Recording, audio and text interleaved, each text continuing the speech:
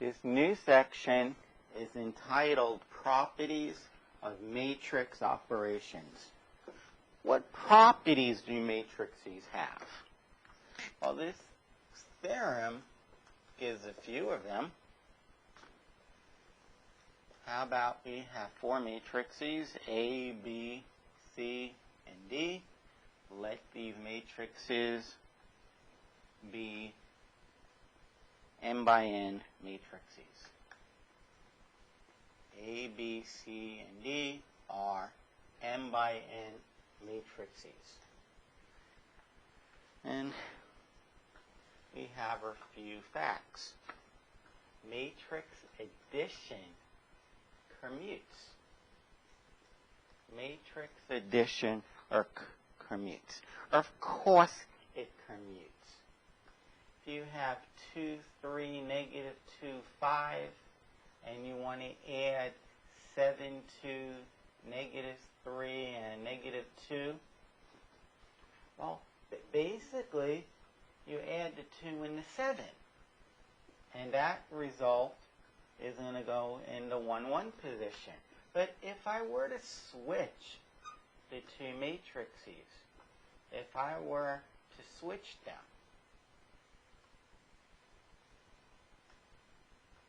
well, instead of asking, so I want to know what goes in the 1, 1 position. Instead of asking myself what 2 plus 7 is, here I'm going to ask myself what 7 plus 2 is. But real numbers commute.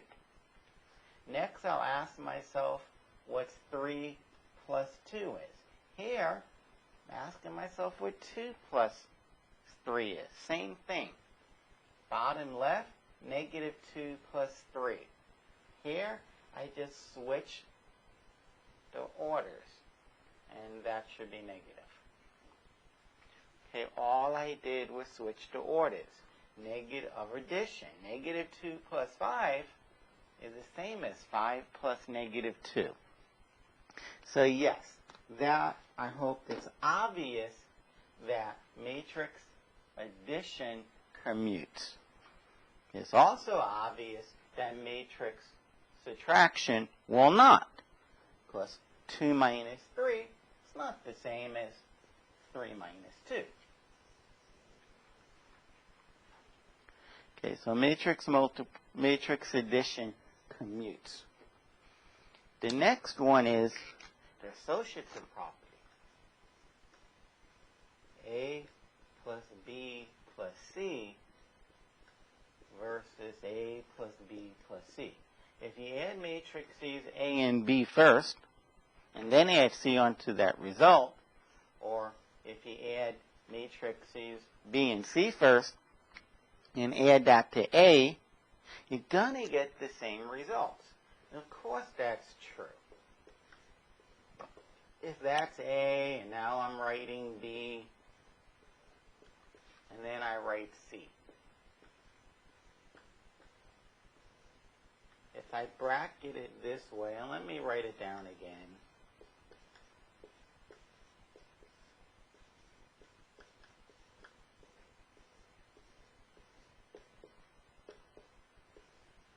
On the bottom, I bracket the last two. Well, over here, first I do what's in the brackets first. And then I'll add on matrix C. Well, what goes on in the brackets? Well, you get 2 plus 7, or 9. And then, in the final results, you add 9 plus 3. On the bottom here, so let's go over this. We added 2 plus 7, and then we added 3. But 2 plus 7, and then add 3. These are real numbers that we're adding. I could first compute 7 plus 3, and then add that to 2, and get equality. 7 plus 3 is 10.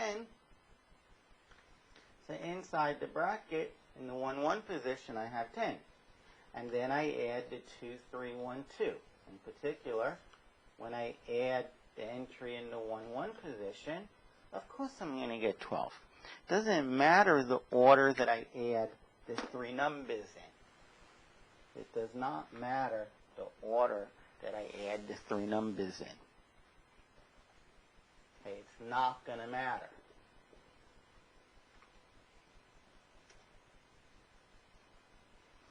If you want to see a complete example, I guess I should have finished this one, but I'll do an example. An exact numerical example.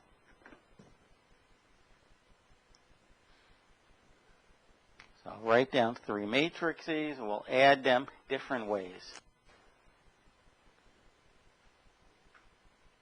So the first row, letter A, that shows, you call that property the commutative property of matrix addition.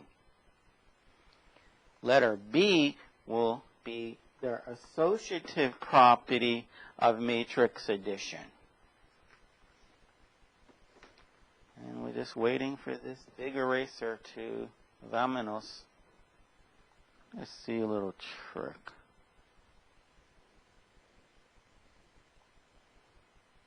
Okay. So if you want to see an exact, I didn't think it would have left.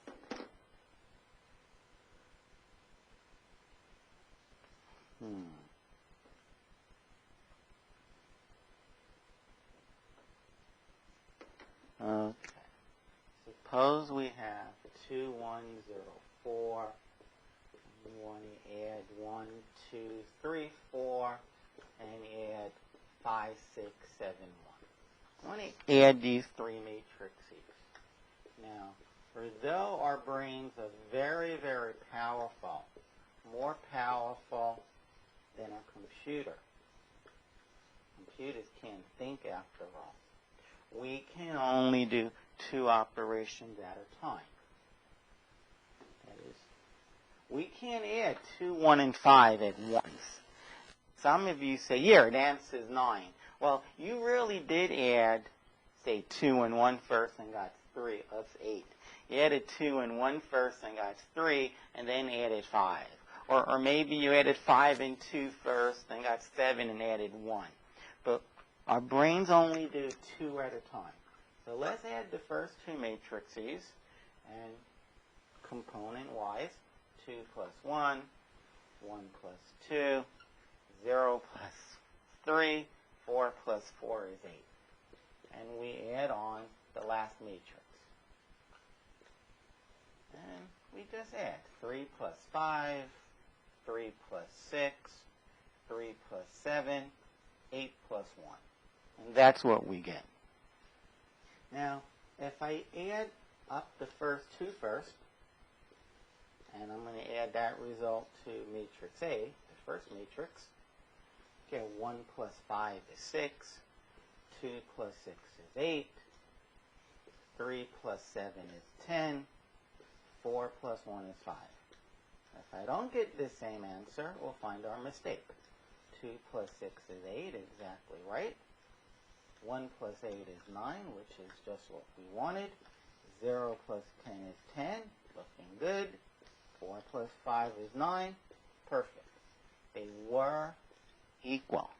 It doesn't matter what order you add them in. In fact, letter A says, remember, we didn't even have brackets at the beginning. Letter A and B say that we can add them in any order we want. That is, I can go 4 plus 1 is 5, plus 4 is 9. Exactly right. I can go 1 plus 6 is 7, or 6 plus 1 is 7, plus 2 is 9. Exactly right. You can add them in any order you want. But please, you can add the 1, 1 position to the 2, 1 position. You add up all the 3 1, 1 positions in any order you like. That is what property B is all about. A and B, that is. A says you can switch the order, and B says you can switch the brackets.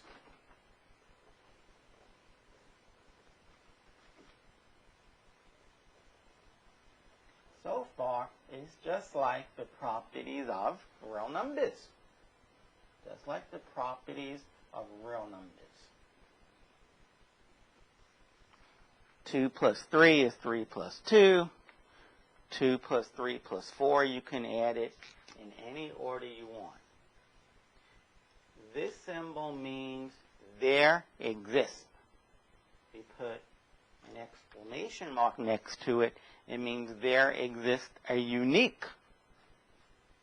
There exists a unique M by N matrix 0. We call it bold space 0 because it's a matrix. There exists an M by N matrix 0 such that A plus 0 is equal to 0 plus A, which is equal to A. Okay? I defined A on top to be M by N. Now, we know that that equal sign is true. That's letter A. It says if you add two matrices, and then you switch the order of how you add them, you get something called equality. I just need to show that A plus 0 was A. Because whatever A plus 0 equals, it equals the same as 0. That's what 0 plus A equals. Is A plus 0 equals some matrix, then 0 plus A equals that same matrix. Okay. And now I need to show that there exists a 0 matrix, and I need to show that this 0 matrix is unique. But we'll prove that later. The 0 matrix is the matrix that has all zeros. In this case, 2 by 2. Why 2 by 2? Because it has to be the same size to add or subtract. It has to be the same size as the other matrix. And 2 plus 0 is 2, and 7 plus 0 is not 0 but 7, and 7 plus 0 is still 7, and 8 plus 0 is 8, and if I made this negative 7 plus 0 is negative 7. That is, if this is A, then yes, that 0 matrix did give us back A. And we call it the 0 matrix. We call it that matrix because it has all zeros on it. It has all zeros. And since matrix, according to rule property A, according to property A, matrix addition commutes. That is, you can switch the order, which means you have the 0 matrix first. And if you add it, you still get the same answer. Because 0 plus 2 is 2, and 0 plus 7 is 7, and 0 plus negative 7 is negative 7, and 0 plus 8 is 8. So there is such a matrix called the 0 matrix. And it's unique. Thinking about proving all of these properties after we look at a couple of examples.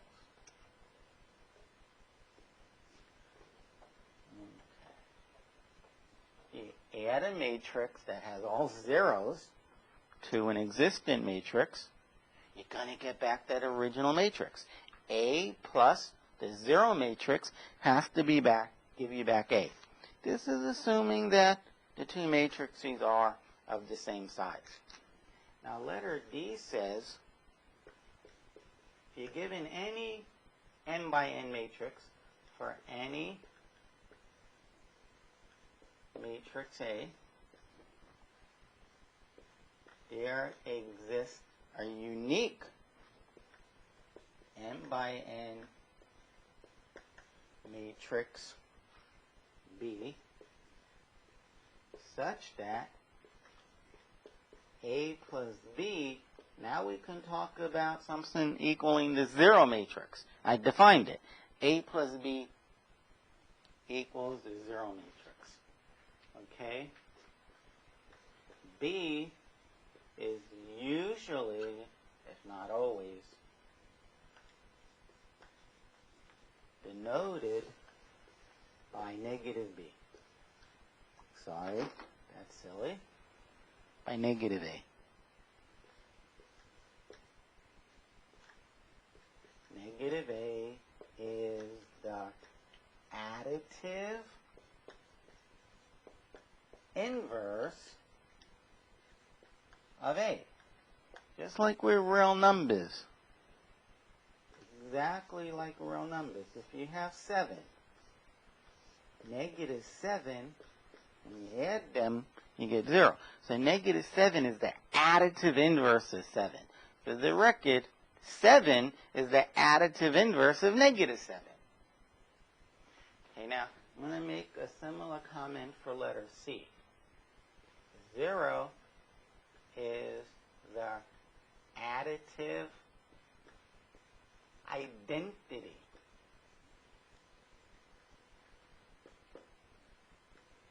of matrix addition.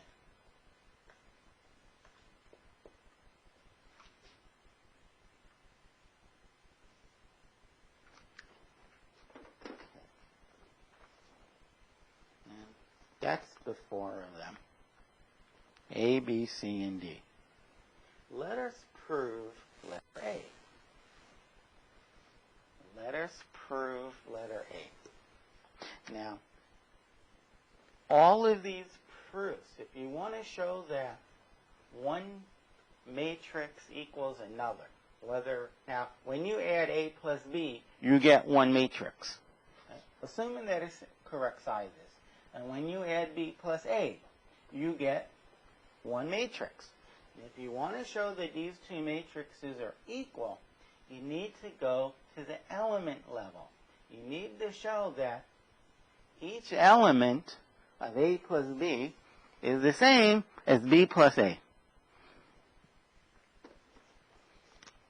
Okay, proof. The ijth entry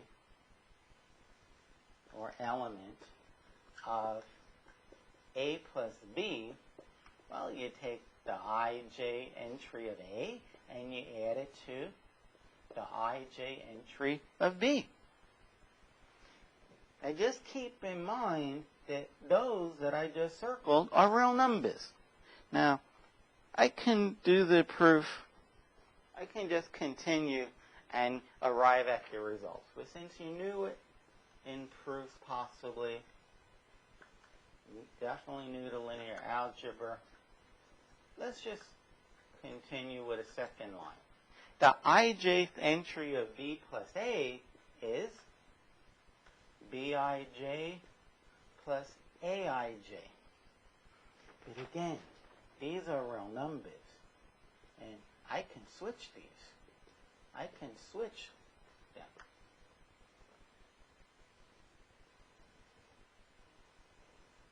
These are equal. The ijth entry of A plus B equals the ijth entry of B plus A. So, the ijth entry of A plus B is equal to the ijth entry of B plus A. This symbol means therefore. Therefore, since they're equal for each entry, the entry of A plus B, any entry of A plus B equals the corresponding entry of B plus A. So, we can conclude that A plus B equals B plus A. And it's customary to put a box and fill it in to denote the conclusion of the proof, the end of the proof. Okay, so that's the proof of A.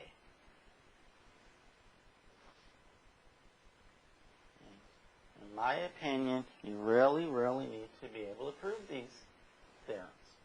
It was a very basic theorem, and if you need to study it for a few hours, okay, study it for a few hours.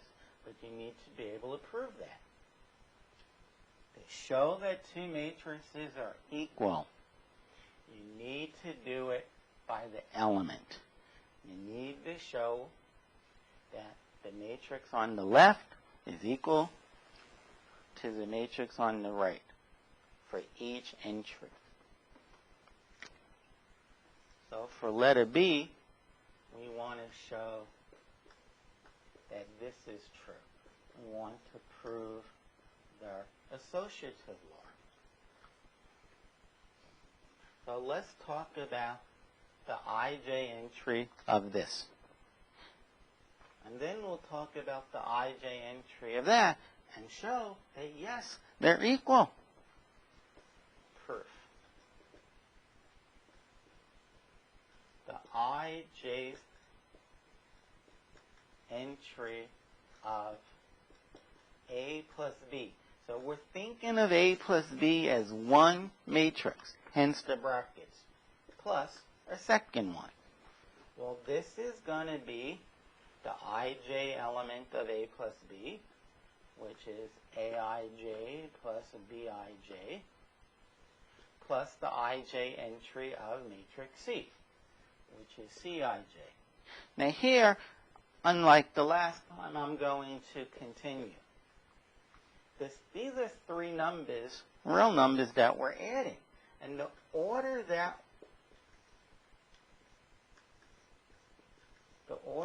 we add them in is up to us. That is, here I want to add the last two first. I can move the brackets. That is, in addition of these three real numbers, we have the associative law, which I just invoked right here. By associative law of addition. That's the justification. But now, this here, this is equal to the ijth entry or element, ij element, entry of matrix A plus matrix B plus C. So I show that the ijth entry of A plus B and then add C is equal to the ijth entry of A plus B plus C. But that's exactly what I wanted to show. Therefore, A plus B in brackets plus C is equal to A plus B plus C in brackets. For the associative law, notice the letters did not change order. A, B, C, A, B, C. The brackets moved. When you switch the order, that's a commutative property.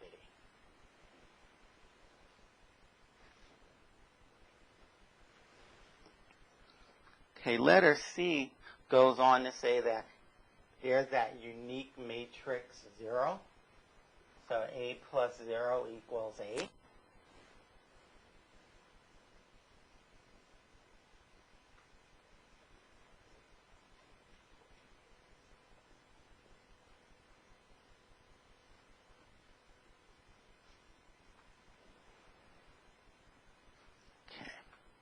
So you want to, well, let's just call it C.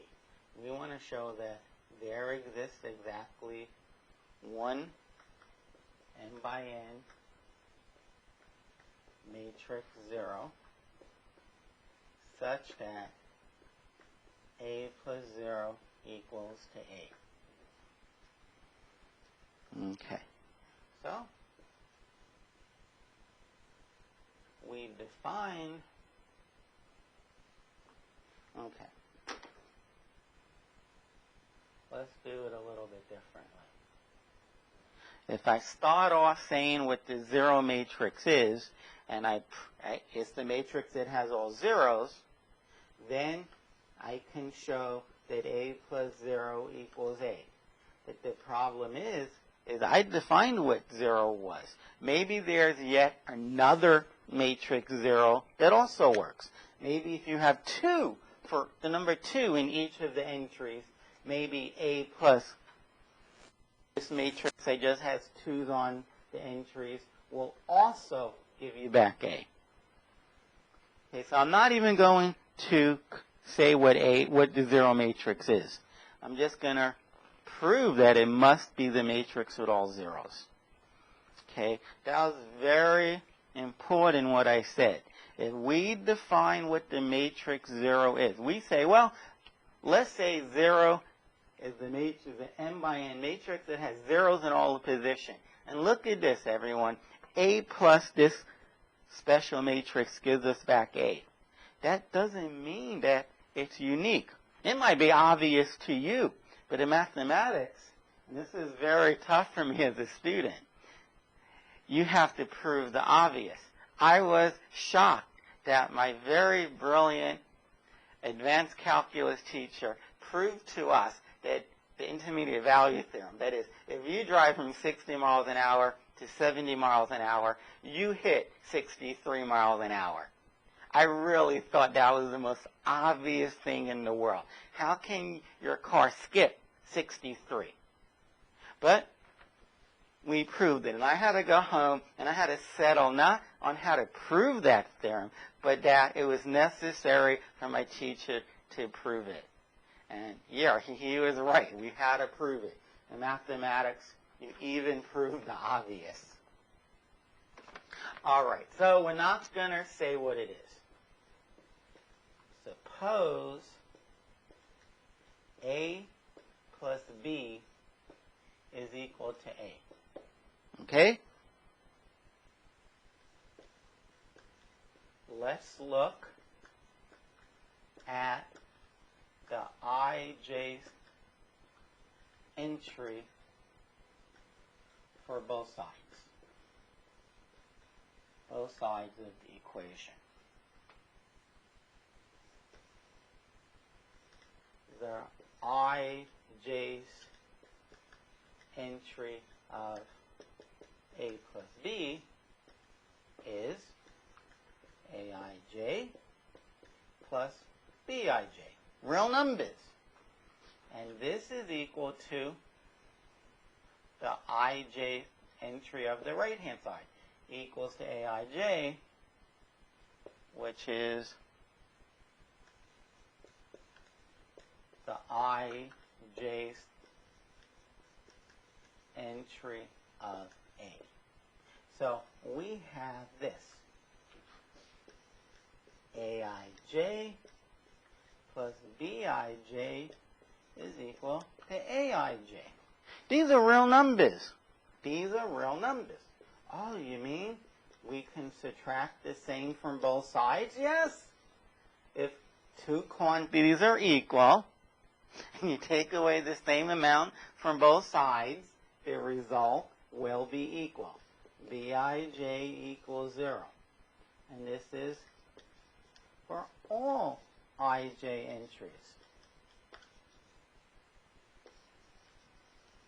That is, B is the m by n is the. There's only one, well, bij must be 0. Must be 0. It isn't we said it was 0 and show that it worked. That is, A plus B is 0.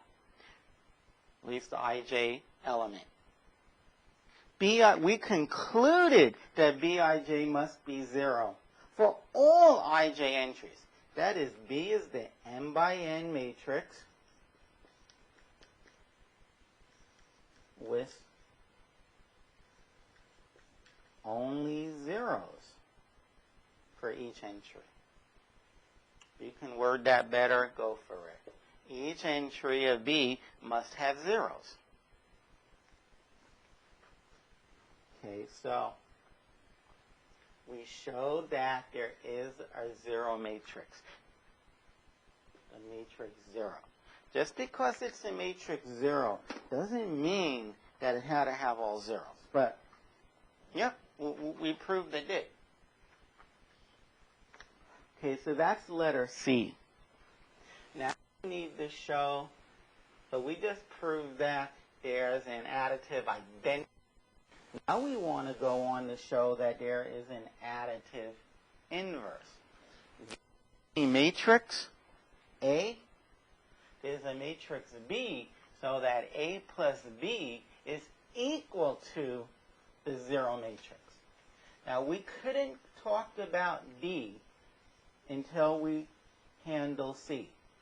Because you can't say that A plus B equals a zero matrix if you didn't define a zero matrix.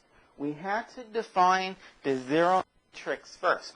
We had to convince ourselves that there is a zero matrix. And we even proved that the zero matrix is that special matrix that only has zeros on it.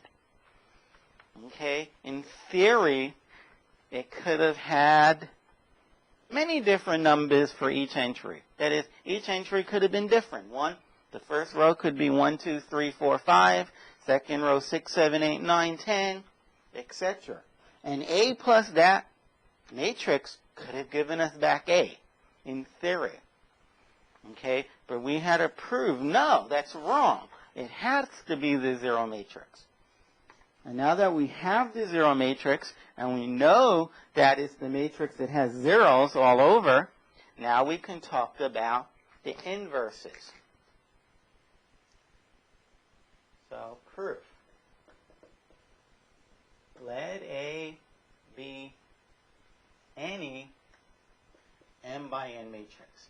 I want to show that there's a matrix B so that A plus B is 0. I'm going to show that there really is a matrix B. Okay. So we're going to find B. It may be true that what I just wrote down is not true. Maybe there is no B. Maybe there's maybe. But now if in the end I say B has to be this, then B is unique. Okay.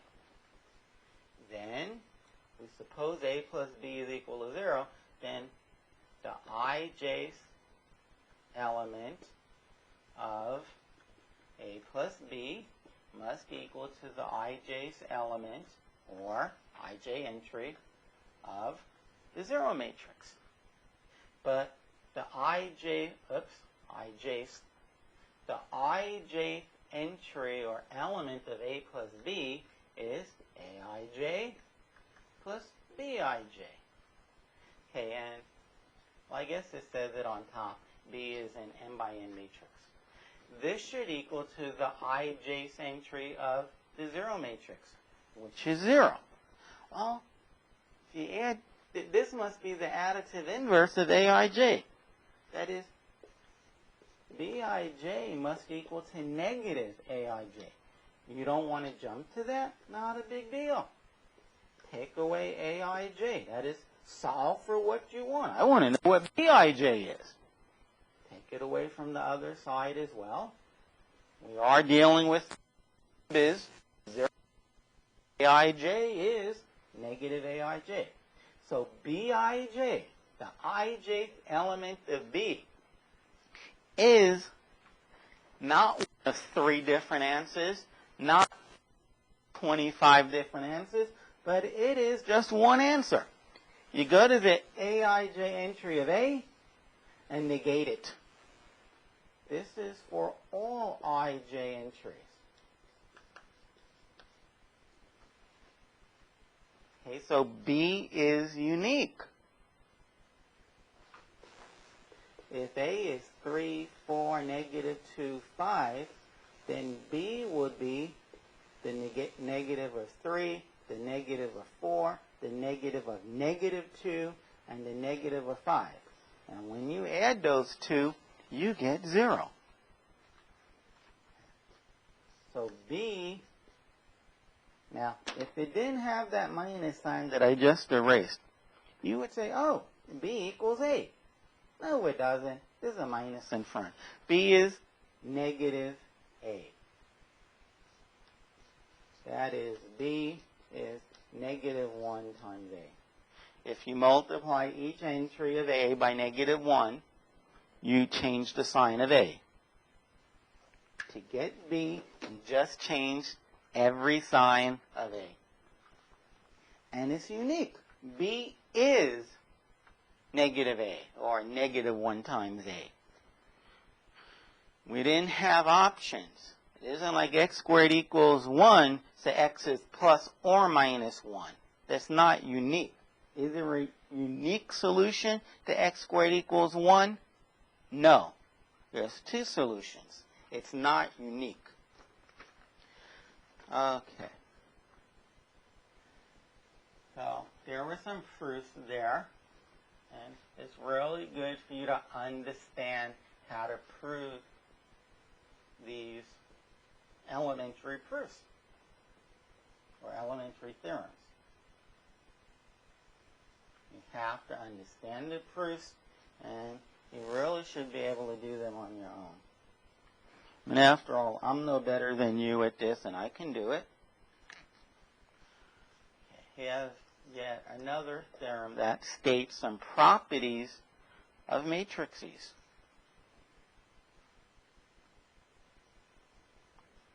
If A, B, and C are of their appropriate sizes,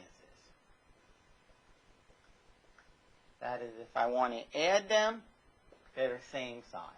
If I want to multiply them, the rows of the second matrix equals the columns of the first matrix. The number of columns of the first matrix, the left matrix, equals to the number of rows of the second matrix. Okay. Then A times B times C is, we can multiply A and B first, and then multiply that by C. Okay? It doesn't matter. You can do that. So, before I do an example, let's get some sizes down. Well, B is, say, 2 by 3, and C must be, has to start with a 3 by 1. Okay, so matrix A would have to be, well, this result is 2 by 1. So maybe matrix A is 2 by 2. That way, since this is 2 by 1, the inner numbers are the same. All right, enough for that. A is 1, 2, 0, 1. B is 2 by 3. So it's 1, 0, 1, 1, 2, 1. 2 rows, 3 columns. And C is 3 by 1. It's 1, 2, 3. Now, I want to do this computation, and then I'm going to do that computation, and I'm going to say, look, they're equal. So first I'm going to do 1, 2, 0, 1, and I'm going to multiply that by 1, 0, 1, 1, 2, 1 by 1, 2, 3. So I should have written here, I'm sorry, this is A times BC. So here's A, multiply B by C. First row, first column, dotted. You get 4. You multiply the first entries, you get 1. Don't worry about multiplying the second entries because that's our 0. And then you multiply the third entries. 1 times 1 is 1. 1 times 3 is 3. Add them up, get 4. 1 times 1 is 1. 2 times 2 is 4. 1 plus 4 is 5. And add on 3 more. It sounds like 8 to me. This row dotted with that column. 1 times 4 is 4. 2 times 8 is 16. Sounds like 20. 0 times 0 times 4 is 0. 1 times 8 is 8. Add them up, you get 8. A times BC, unless I made a silly error, is 28. Let us now do A times B, and that result will get multiplied by C. So first I do 1, 2, 0, 1 times 1, 0, 1, 1, 2, 1. And whatever that result is, then I multiply it by the column vector 1, 2, 3. Okay. When you dot this row with the first column, and you multiply in the first, each entry in the first row by ones, because column 1 is all ones. So you get 1 times 1, which is 1, plus 2 times 1, which is 2. 1 plus 2 is 3. First row was the second column. 1 times 0 is 0. 2 times 2 is 4. You add them, you get 4. And the third column is the same as the first column.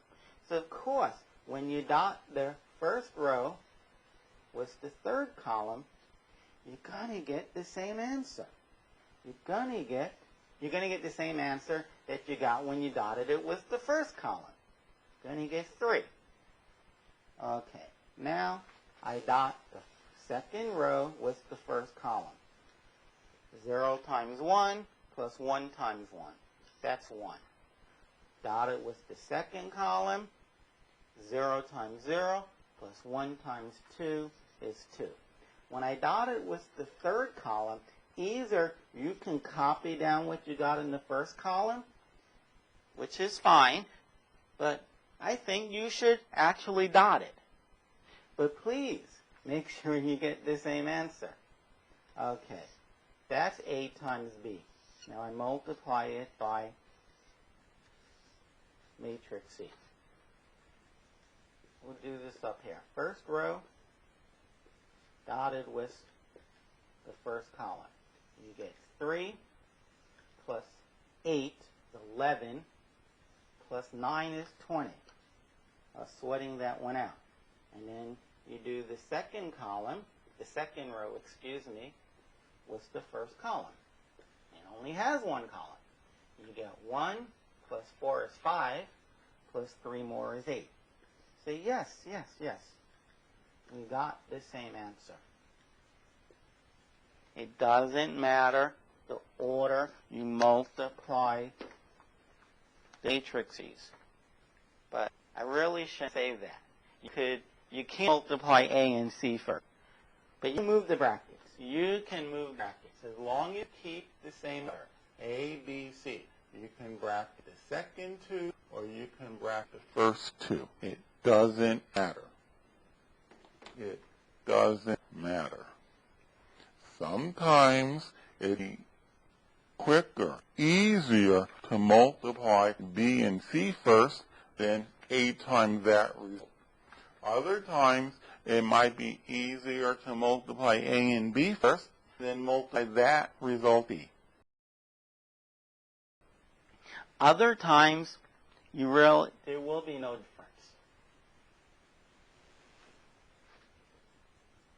So, this theory together that we're going to learn in a little bit, you will get better at deciding should you multiply A and B first and then multiply that by C, or should you multiply B and C first and multiply that result by A. Now, I do want to just say one thing. I haven't really stressed this in the past, but let's handle it now.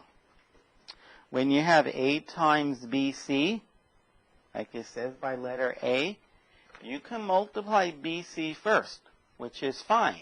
But you have to multiply that result on the left side by A. You can't do BC first and then say, okay, I'm going to do BC now. I'm going to take that matrix BC and multiply it by A. No, you can't put the A on the right-hand side. For lots of reasons. The matrix multiplication may not even be defined. So you now have, say, B times C. You calculated BC. You cannot put matrix A here. You have BC.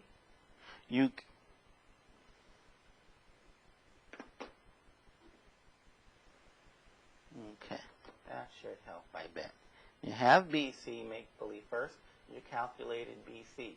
You cannot say, okay, now I multiply by A. No.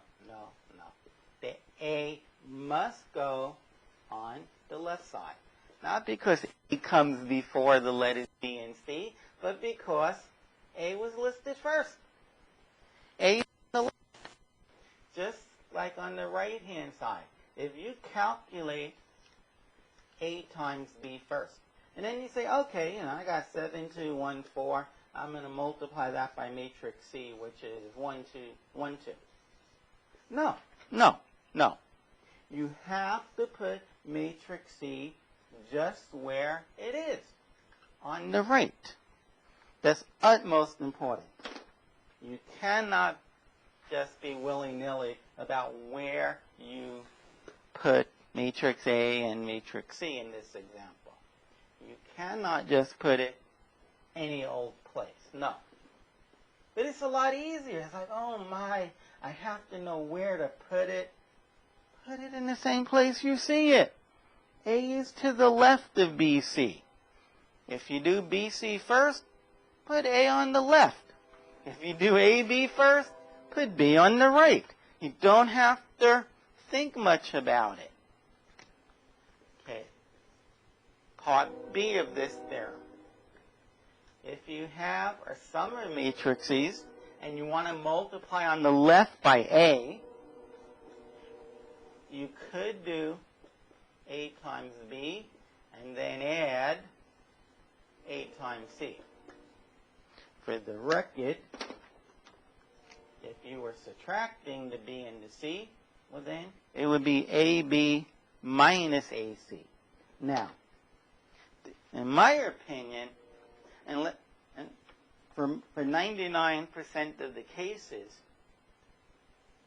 I would never compute AB plus AC or AB minus AC. The reason is, here we have to do 2 multiplications, M for multiplication, and 1, we'll call it addition. On the left side, we have to do 1 addition, and then once we have that addition, we then multiply by A. We have to do 1 multiplication. Well, you better believe that I'd rather do 1 addition and 1 multiplication versus 1 addition and 2 multiplications.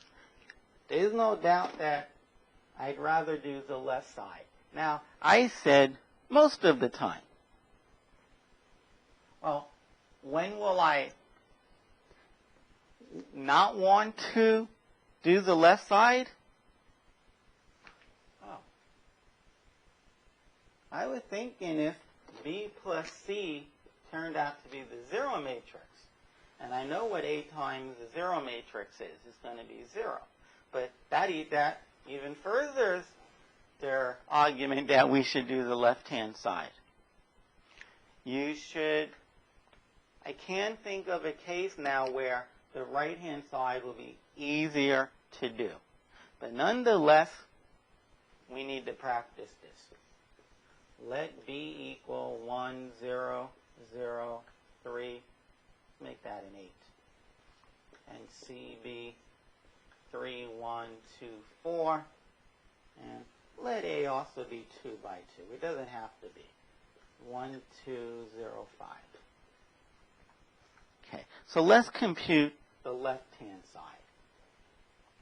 Let's do A times B plus C. Well, I know what A is. They gave me that. And I multiply that by B plus C, which I don't have. But I have B and C, so I have to add 1 plus 3, 8 plus 1, 0 plus 2, 3 plus 4. And then you multiply. I'll dot row 1 with column 1. 4 plus 4 is 8. Okay? Then I'll dot row 1 with column 2. 9 plus 14, 23. And then I'll do the second row with column 1. I get 0 plus 10 is 10. And then I do the second row with the second column. I get 0 times 9 plus 5 times 7. That is, I get 0 plus 35, which is 35. That is A times B plus C.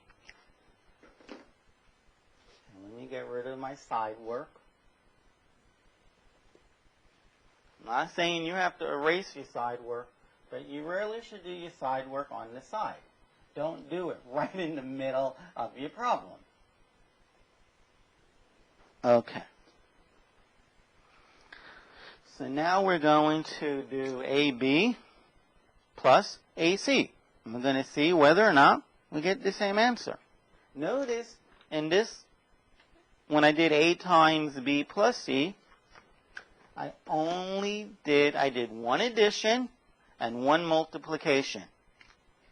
I did one addition and one multiplication. I did addition to get B plus C, and then I did one multiplication. But that's going to suddenly change. That's going to suddenly change. To get the 4927, I added B and C, and then I multiply that result by matrix A, 1205. So one addition, one multiplication. Here, I'm going to do AB, and then I'm going to add on AC. Well, A is 1205 times B. Now, I'm going to be a pain about this. You need to know how to multiply matrices. I'm not going to continue to show the dot product each and every time I multiply two matrices. Go back. If you're still having trouble, go back and view this section on matrix multiplication. When I multiply A and B, I get 1, 14, 0, and 15. So I did one multiplication. Now I'm going to do A and C, and that'll be the second multiplication. I get 7, and 9, and 10, and 20. So I did two matrix multiplication. Now I'm going to add 1 plus 7, 14 plus 9, 0 plus 10 on the bottom, and 15 plus 20 on the bottom. And I'm like, wow, I didn't make a mistake. And they are equal. They really are equal. You can distribute the matrix in front. You can distribute the matrix in front. But please, if A is on the left, when you do this multiplication with the A and the B, you have to say AB. You can't say BA. Likewise, you have to say AC. Okay. That is letter B of this theorem. Now, what I'm about to say and write, this would be more of an exercise or a consequence of letter B.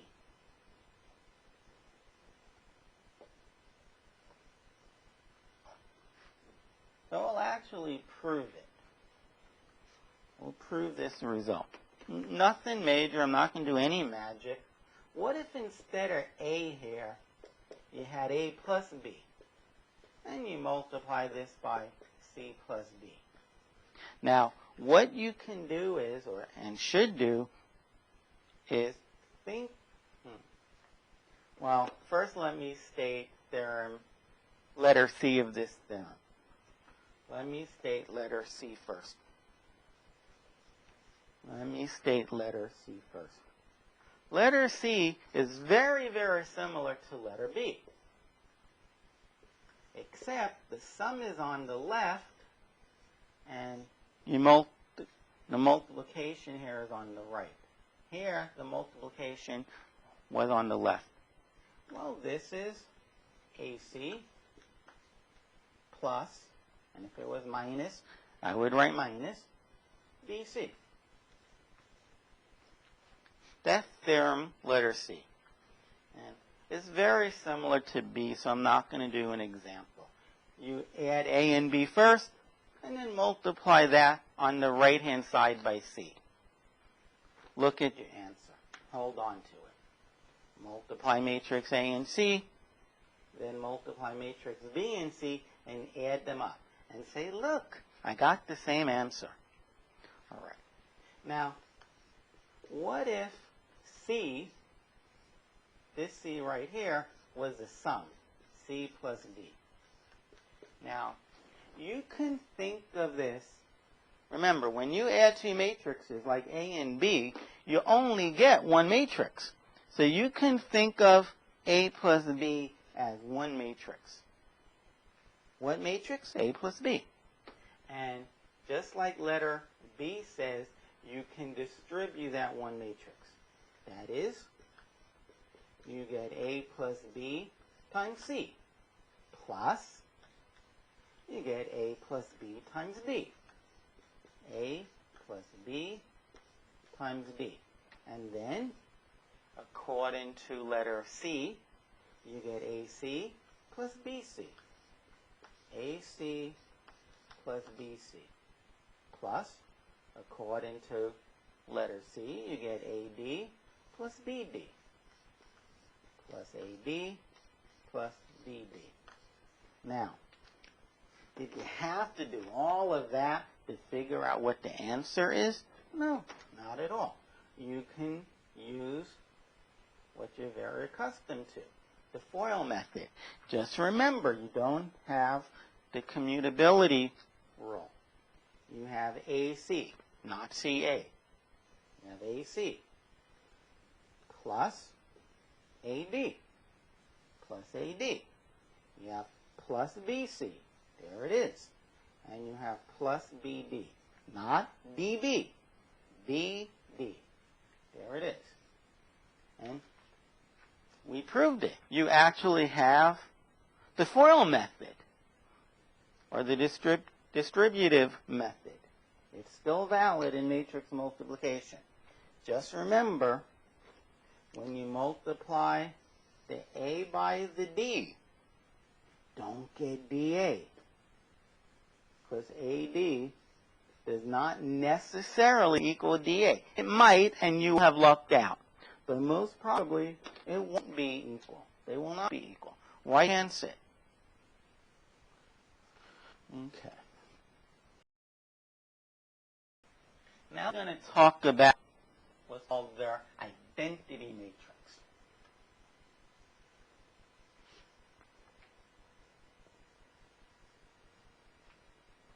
When you talk about multiplication of numbers, because now we're on to multiplication. We just did multiplication. We multiplied A times B plus C. We multiplied B plus C times A. We're talking about multiplication now. So we can think of the identity matrix for multiplication.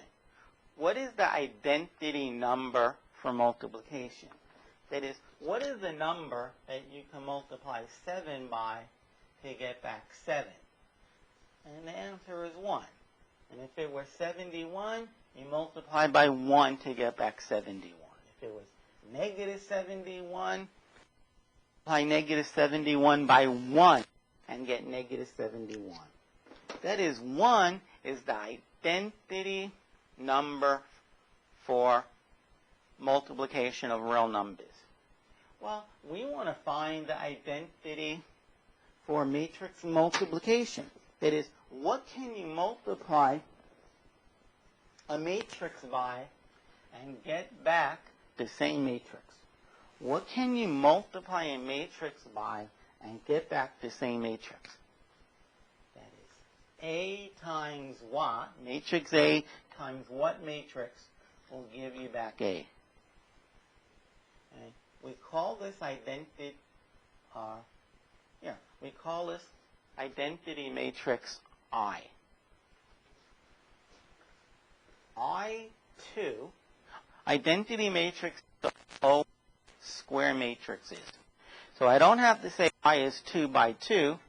I just say 2. I said 2. That is, it is the 2 by 2 identity matrix. Identity matrices are diagonal matrices. In fact, matrices. They have ones on the diagonal and zeros elsewhere. I3 is this 3 by 3 scalar matrix with ones on the diagonal.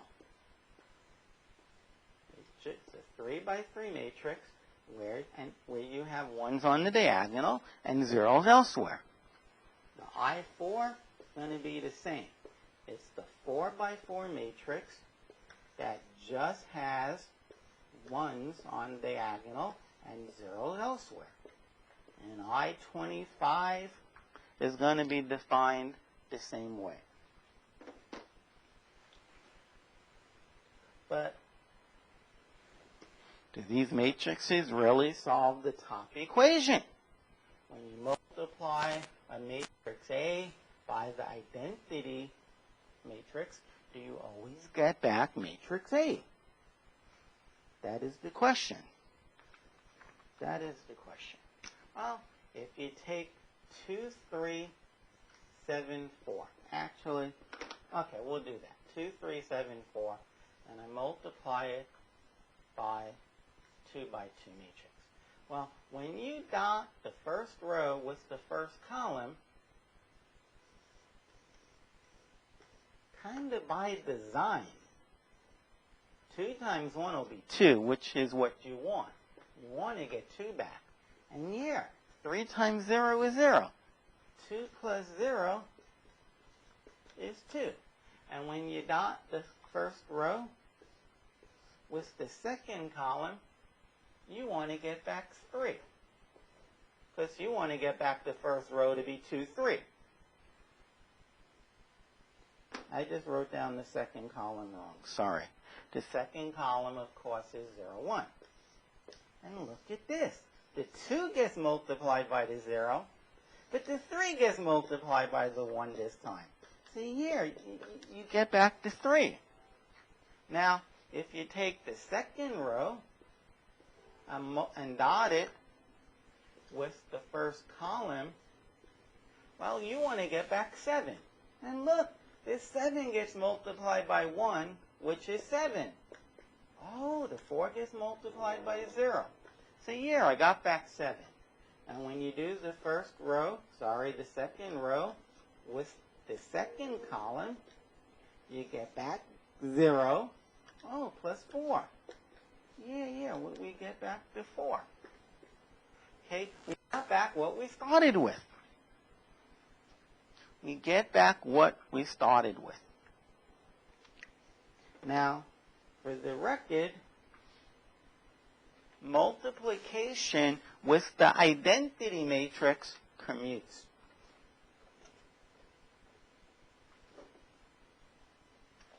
If that matrix that we're multiplying the identity by is square.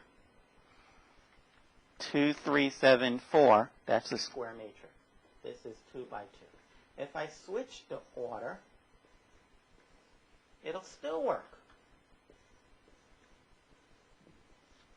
Convince yourself of that.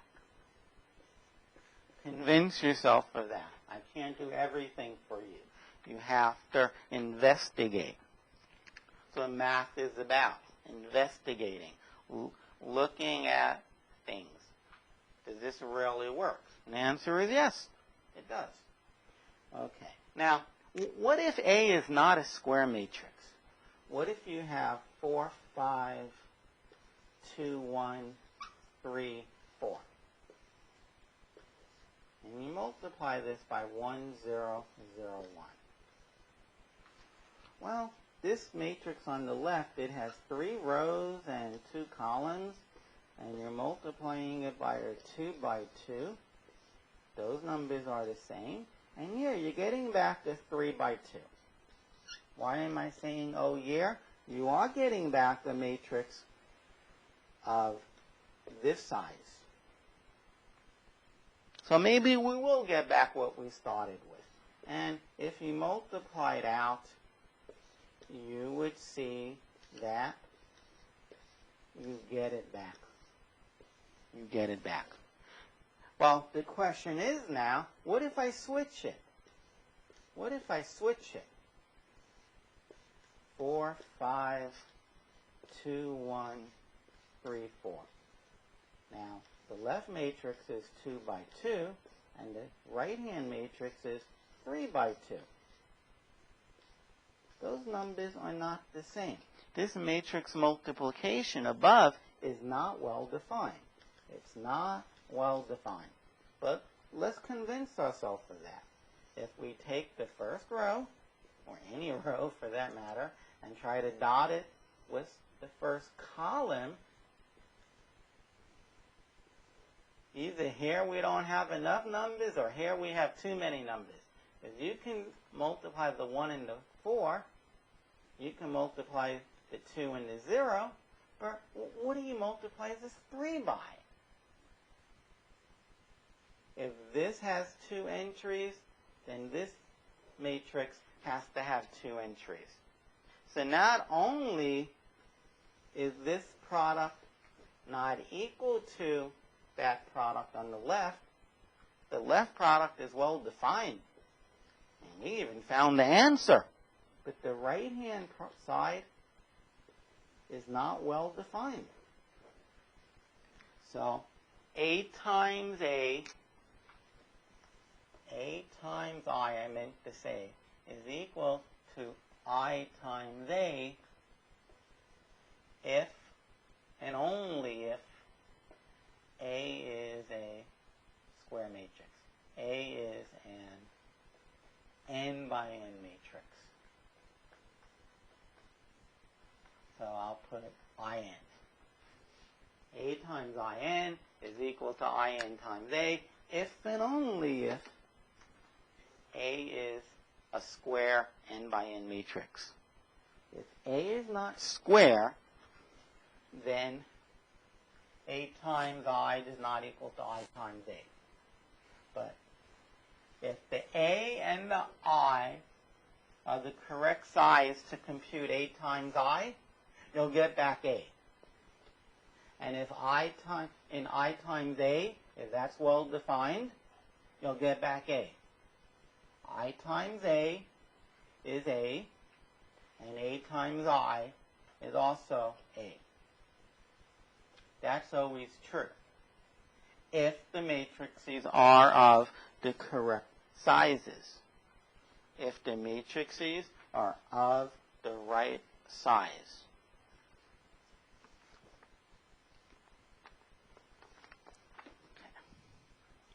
Now, if you ever see A to the P, like A to the second or A to the fifth, etc., this is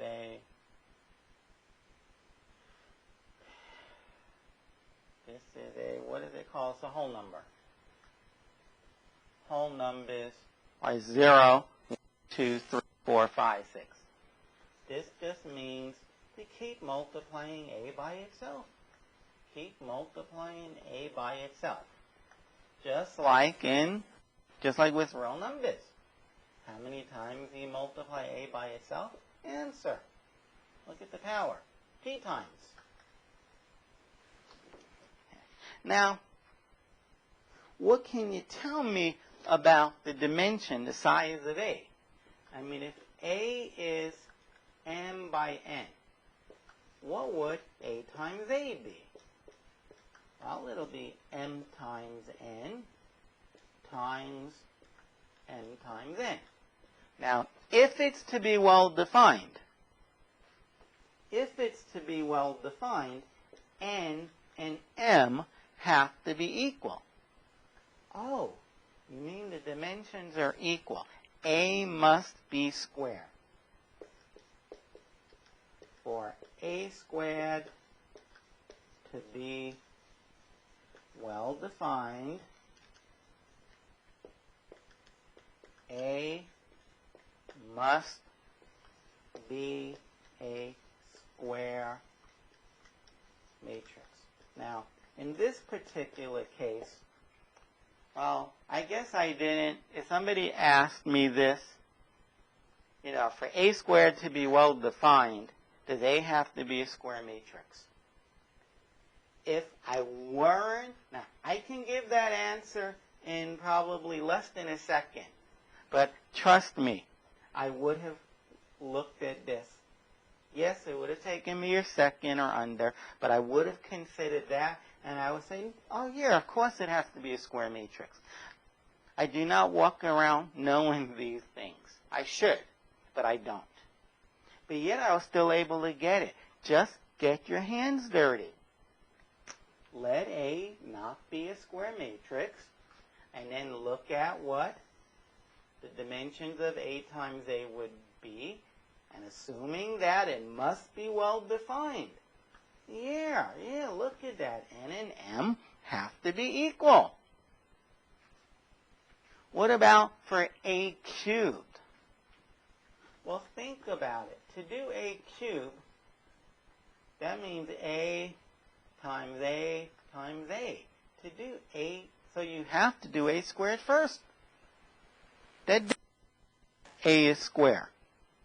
And when you multiply a square matrix by itself, since these are the same, you get the outer dimensions, you get n by n. And if this is n by n, and A is n by n, this product, A cubed, AA times A, is well defined, etc. Since this product is n by n, A to the fourth is A cubed times A. N by n times another n by n, well defined. So to compute at the very, very top, to compute A to the P, A must be a square matrix. A must be a square matrix. Okay, so whenever we talk about A to a power, and we really want you to do the computation, we're not playing games with you, A must be squared. Now your teacher can give you a non-square matrix on an exam and say, find A squared. And without even trying to do it, you can say, can't be done, you can't raise A to powers unless it's square.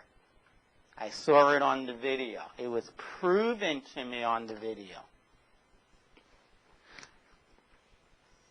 So just some silly problems or facts. What's A to the P times, not dotted, times A to the Q? Well, think about it. Just like real numbers. A to the P means to multiply A by itself a number of times. How many times? P times. P times. That's A to the P times A to the Q. Well, that just means multiply A by itself a number of times. How many times? Q times. So the same argument that I'm giving for real numbers. Now, the question is, from the beginning to the end, how many Q's do you see? And those are not absolute value bars. How many Q's do you see? Well, 1, 2, 3, 4, 5, 6, 7, P. And then 1, 2, 3, 4, 5, Q. Well, if you see P Q's, if you see P Q's and Q Q's, if you see P A's, you see A P times, and then you also see A Q times. How many times did you see A? The answer should be P plus Q times.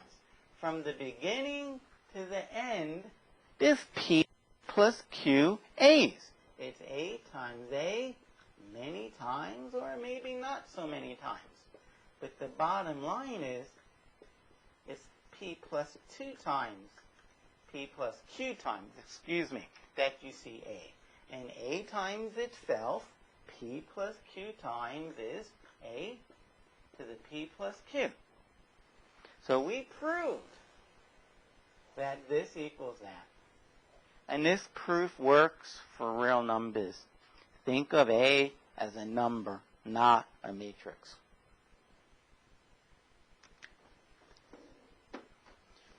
Okay, now, how many of you would think that AB to the Q is equal to A to the Q, B to the Q? Now, for real numbers, that's true.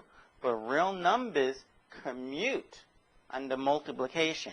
Matrices do not commute. You can find isolated cases where that equal sign is valid, but not for all A's. The reason is let's just look at AB squared. Well, this is AB times AB. AB times AB. There is no way for you to get A times A times B times B, which is A squared, B squared. There's no way for you to get the A's and the B's together unless A and B commute. Here you can move the brackets. Here you can move the brackets. And then you can switch these. I ran out of room. Let me put it up here. This is A times AB times B.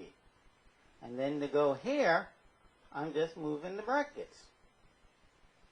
And we get it. But nobody says AB equals BA. Nobody says that. Okay?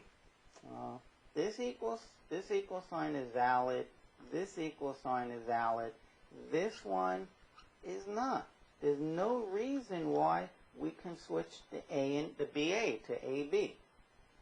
But once we do have this, yes, it does equal AA times BB, which does equal to A squared times B squared.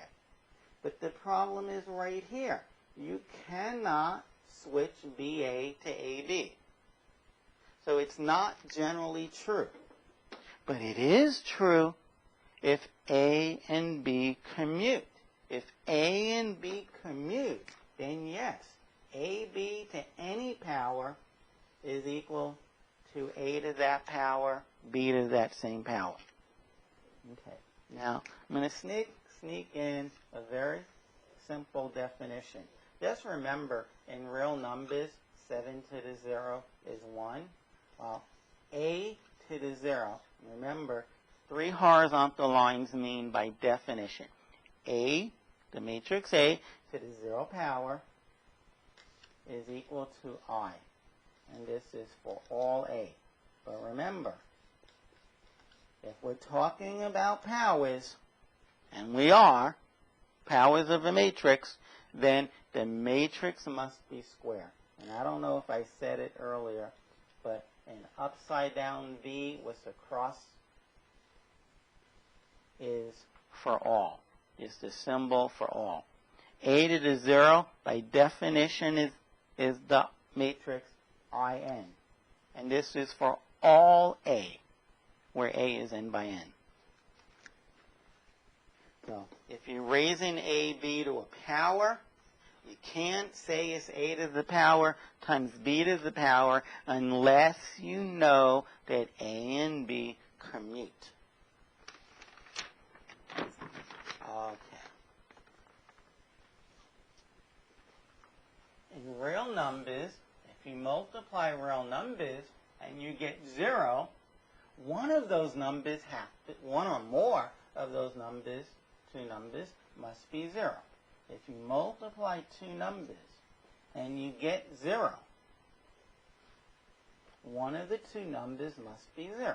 Like, for example, if you're in class one day and your teacher says 7 times equals 0, now, I know you didn't hear what I said we're multiplying 7 by, but it must have been 0.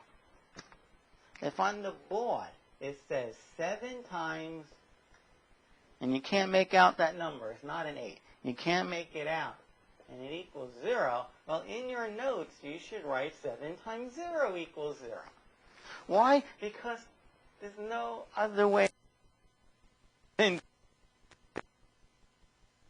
0, give the number 0. 7 times 0 is 0, and 7 times no other number is 0. Okay. So, one can ask, if you multiply 2 matrices and you get 0, of course one of the matrices will be 0, right? The answer is no. The answer is no. It doesn't have to be that way. It doesn't have to be that way. Now, let's see how we can make up an example.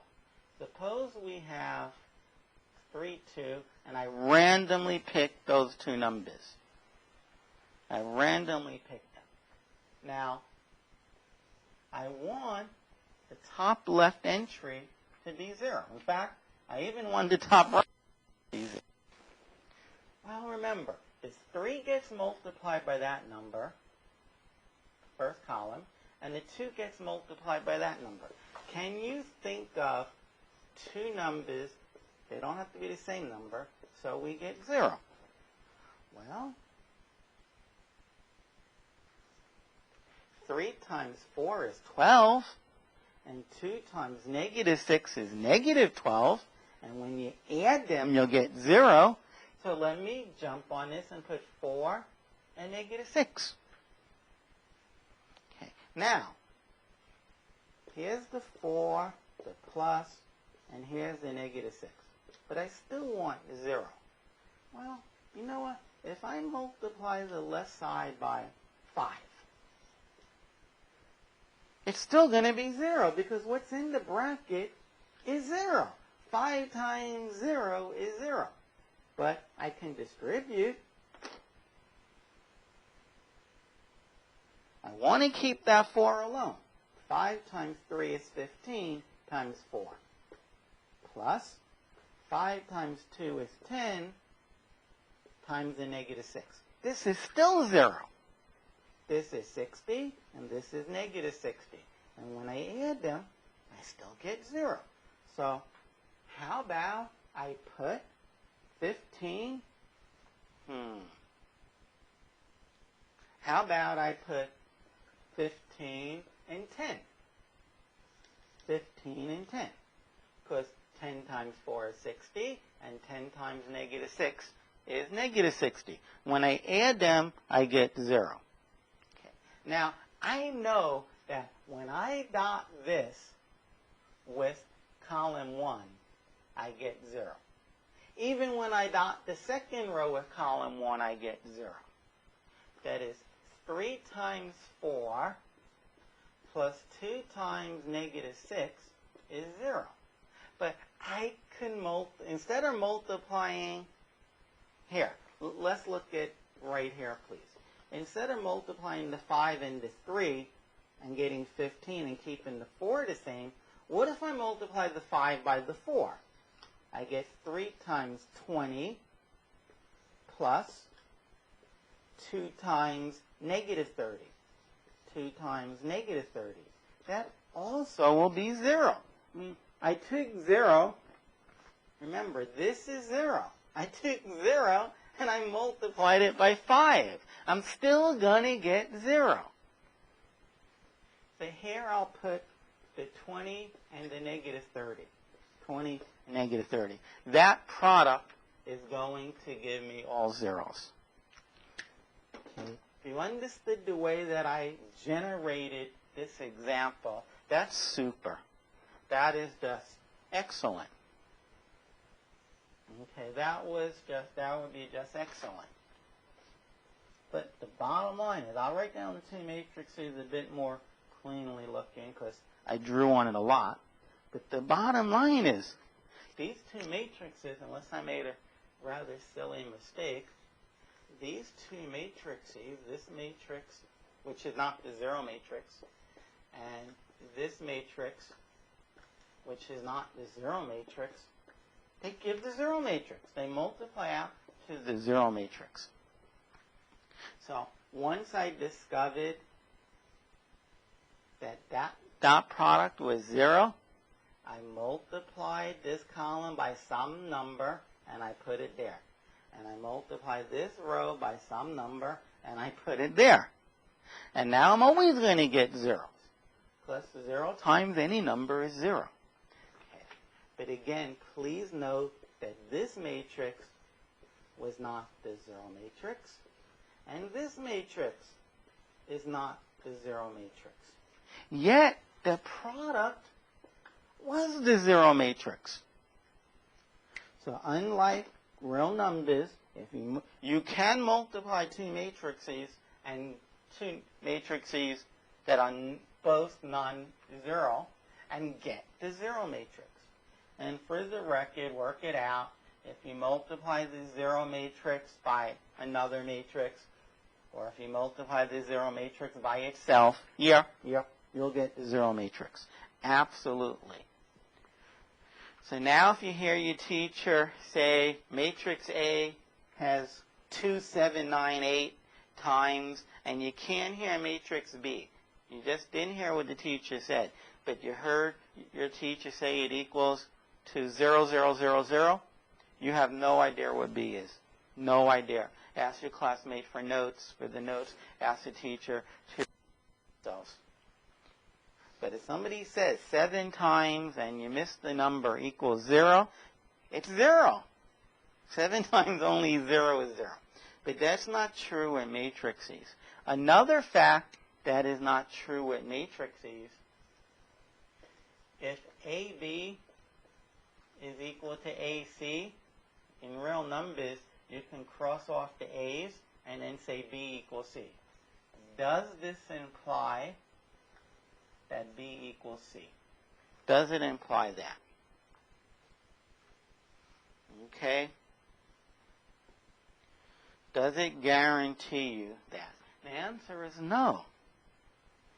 If A is 1, 2, 2, 4, and B, for example, is, let me think, 3, 2, 1, 5.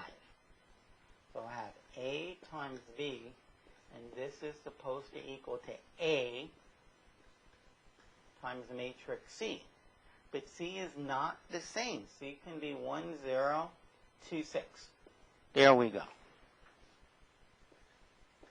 This is A times C. And they are equal because the left matrix is 5, 12, and be double. It's going to be 10 and 24. And the right-hand matrix is going to be 5, 12, and double. 10, 24. They really are equal. But you can't say, oh, I'll divide both sides by matrix A, and these matrices are equal. No, they're not. They're not equal. Okay, so matrix equations do not have the cancellation property. Like if you know that 6x is equal to 6y, you can cross off the 6's. You can cancel the 6's. It's called dividing by 6. And then conclude, oh, you mean x equals y? Yes. Yes. Absolutely. But if you come to know that AB equals AC, it might be that B and C are the same. But you don't know that. I mean, of course, if I put matrix B over here, if I put matrix B over there, then yeah, B equals B. But they're not the same. B and C are not the same. Of course, they could have been the same. You don't know if B equals C unless you're given the matrices. Just because AB equals BC, you cannot conclude B equals C. It may be C, it may not be C. Okay. there is one more theorem. Remember scalar multiplication of a matrix? R times A or C times A. You multiply every entry of the matrix A by the number C. 2 times A, you just take matrix A and you multiply each and every entry by 2. Okay. So we have this theorem. It's a baby theorem. Let R and S, get a better marker for myself. Let R and S be 2 real numbers, and A and B are 2 matrices. Okay. Now, if you have matrix A and you multiply every entry by S, that means, and you multiply it by S, that means every entry got multiplied by S. So here you have matrix A, and then you multiplied every entry of A by R. Oops, by S. And now you come along, and this is a new matrix. S times A is a new matrix. And now you take this new matrix and you multiply every entry by R. You take SA and you multiply every entry by R. Well, isn't that going to be the same as taking matrix A and multiplying every entry by RS? That's the first one.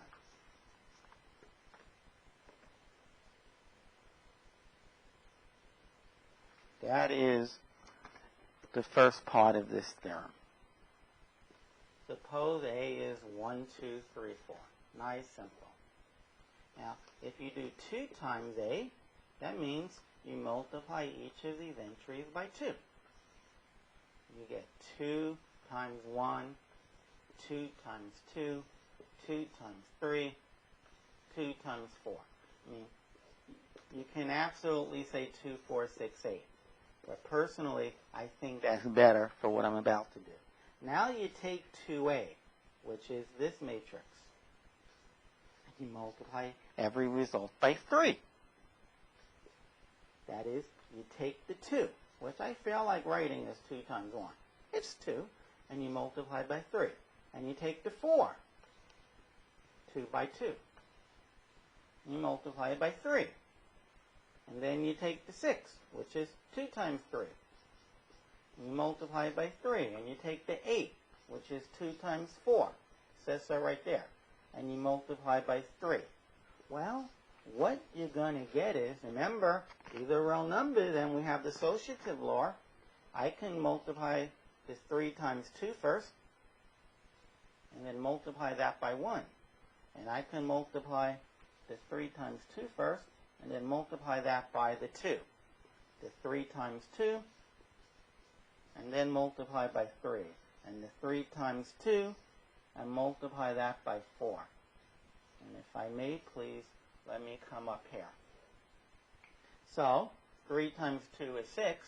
I get 6 times 1, and then I get 6 times 2. And then I get 6 times 3, and 6 times 4. 6 times 3, 6 times 4. You know what? I don't want that. It's all true, but I just don't want to say it that way. Let's say it more with respect to the flavor of the theorem. So, what I can do is, actually I have what I want at the very bottom. Oops. What I can do is factor out something common. 3 times 2 is common. I factor out 3, 2, I'm left with 1. I factor out 3, 2, I'm left with 2. Likewise in the bottom. I get 6 times that matrix. So you can factor out. First I had 2A, and then I scaled that by 3. And it turns out that this 3 times 2 came in front. That is, I got 3 times 2 times A. This is A.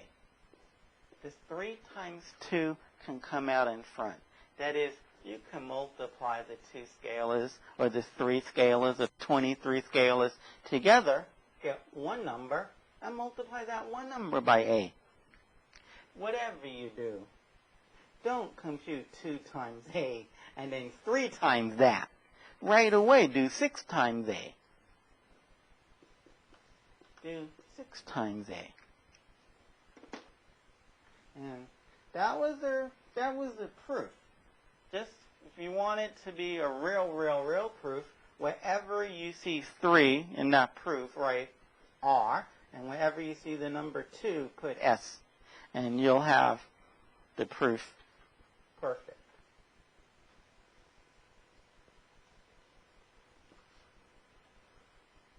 Of course, don't put R or S where you see the number 2 or 3 in the matrix A.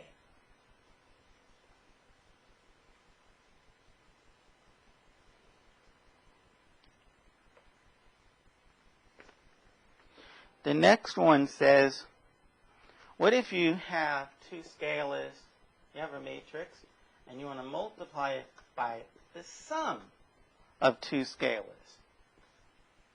This is just the same as scaling A by R, and then taking A and scaling it by S, and then adding them. That's what that says. In other words, if you have 2 plus 3 times 1, 2, 0, 4. Well, of course, this is 2 plus 3 is 5. I'm computing the left side. This is 5 times 1, 2, 0, 4, which is 5, 10, 0, 20. Okay? Now, the right-hand side says I can distribute, that's a 0. I can distribute the scalar. It's 2 times that matrix, which I'll compute in a few moments, plus 3 times that matrix I meant to say. 2 times the matrix plus 3 times the matrix. And the only thing is, I hope you see it, is I should be writing a 2 instead of a 0. Sorry. Hold the typo. Okay. 2 times that matrix is 2, 4, 0, 8. I multiplied each entry by 2. Plus 3 times that matrix. Multiply each entry by 3. And when I add these, 2 plus 3 is 5, 4 plus 6, 0 plus 0, 8 plus 12. Oh, look at this. I did get equality. Theorem B is valid, not because of my one numerical example. It just is valid. It's a theorem. One can prove it. Not going to prove this theorem. Can prove every theorem ever in linear algebra or an introductory linear algebra class.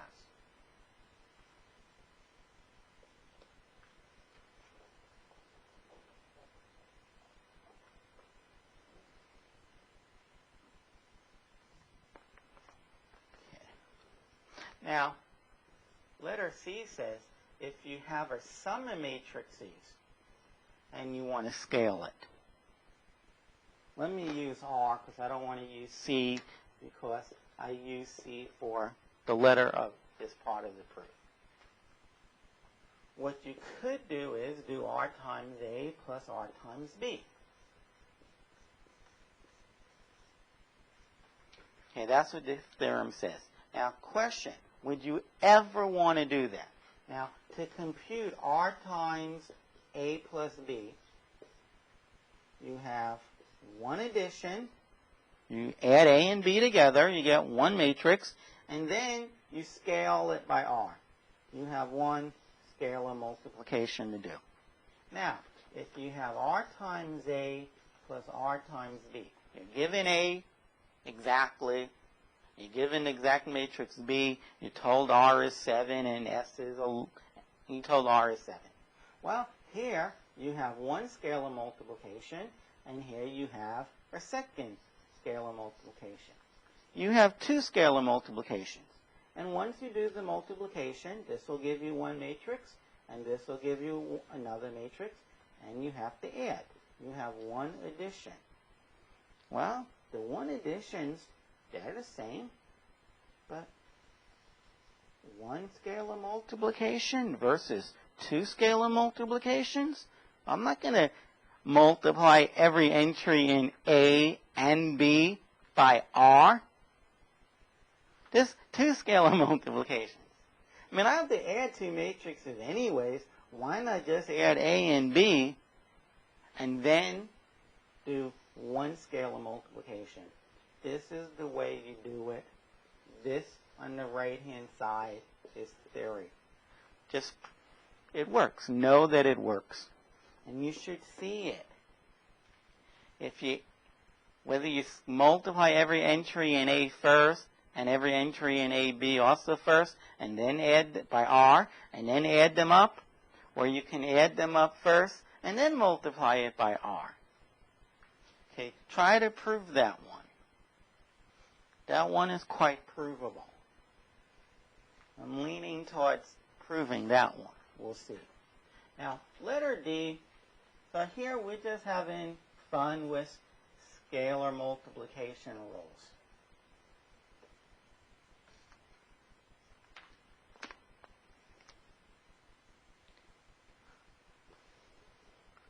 Letter D says if you scale B and you multiply on the left by A, you could have scaled A by that same number that you scaled B by, and then multiplied by B. I'll write it down in a moment.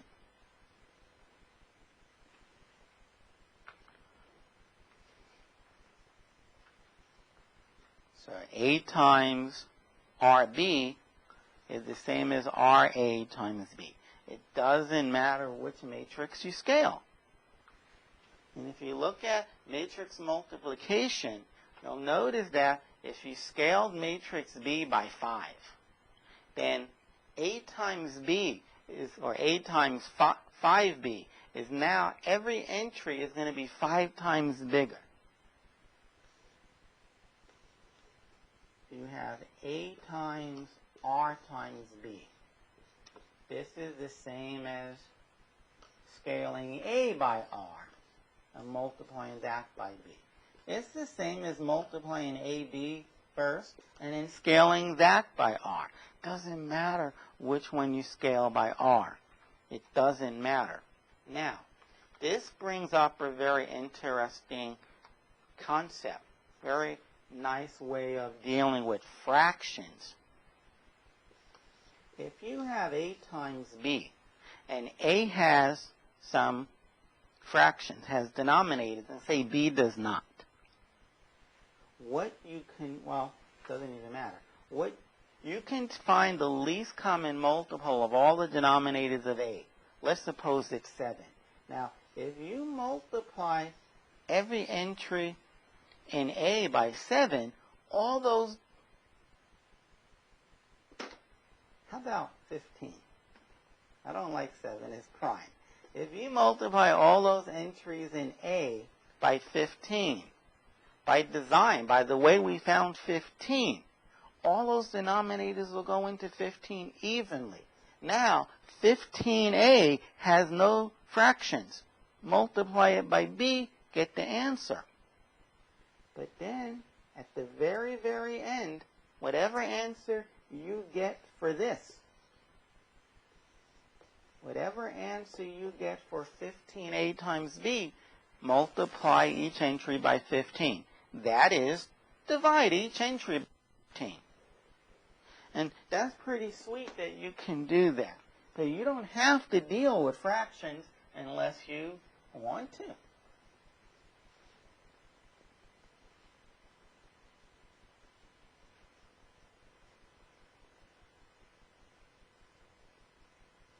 So, for example, if you were asked to multiply these two matrices, 1/2, 3, 1/3, 4, by 1, 2, 0, 4. If you were asked to do that, you don't like fractions. So, what you do is the following.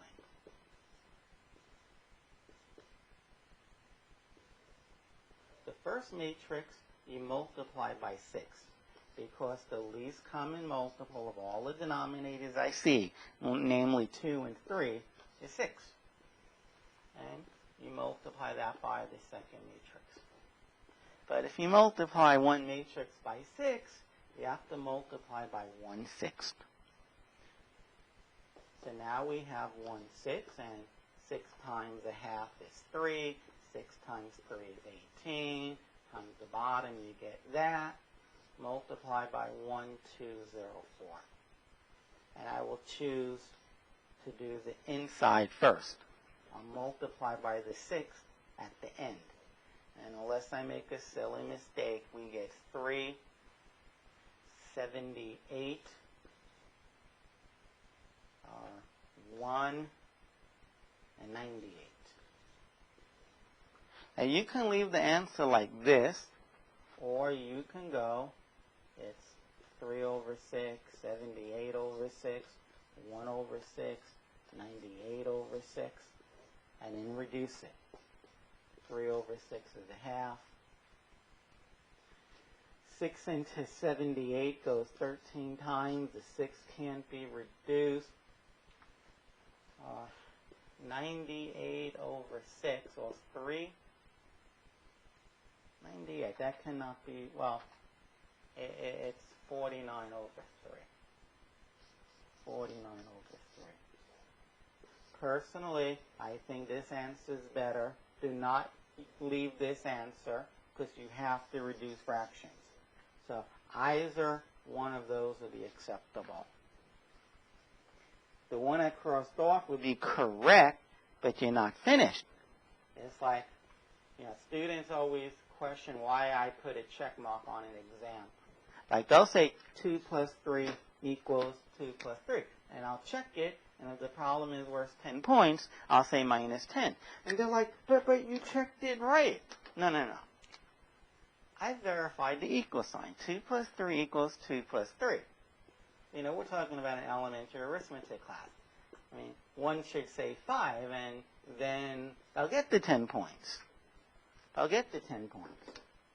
I'm not going to mark it wrong. I'm not going to say, I check equal signs. If they're right, they get a check. Okay, so that was a whole lot of properties with respect to matrices. But, as always, there's more. Now, we haven't really talked about transposes and properties of matrices. The goal is to, multiply matrices as few times as you can. Scale and multiply as few as you can. Take the transpose the least number of times that you can. So, in other words, if somebody gave you this problem, if somebody asked you, they gave you matrix A, B, and C, and they said, find this. How much is that? Well, there's 2 multiplications and 1 addition. But you can factor out. Notice the A in here and here. The A is on the left. So you can factor it out and do this. So it is good to know that this equals to what I have on the right, because the right involves 1 addition and only 1 multiplication. So it's beneficial to know these theorems, because if you're given it in the bad form, the harder form to calculate, like AB plus AC, it's easier to do this. Or if you're asked to find 3 times A times 2 times B, you can do the two scalar multiplications and then the one matrix multiplication. Or you can say 3 times 2 is 6, which is not very hard. I won't even count that as a step. You can do A times B, that's one matrix multiplication, and scale whatever AB is by 6. One matrix multiplication, one scalar multiplication. And yes, one ordinary multiplication, 3 times 2. But again, I'm assuming that that's not going to count.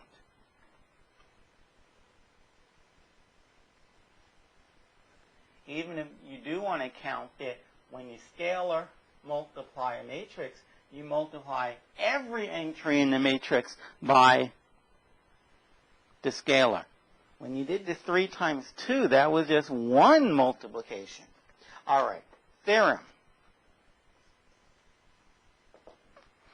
Theorem regarding transposes. If you take the transpose of A, and then you transpose that, there's the transpose of A. So you switch the row and the columns, and then you switch the row and the columns again, you should get back A. If you add A plus B together, and then you transpose it, that's the same as transposing A and B separately and then adding it. So if somebody told you exactly what A and B were, and they asked you to find this, well, you'd have to find 2 transposes and add. Or you can say, you know what? I'm given the A and the B. I'm just going to add them. That's one matrix addition. And then I'll transpose the final result. You have AB, and you transpose that. That's the same thing as transposing B and multiplying that by A transpose.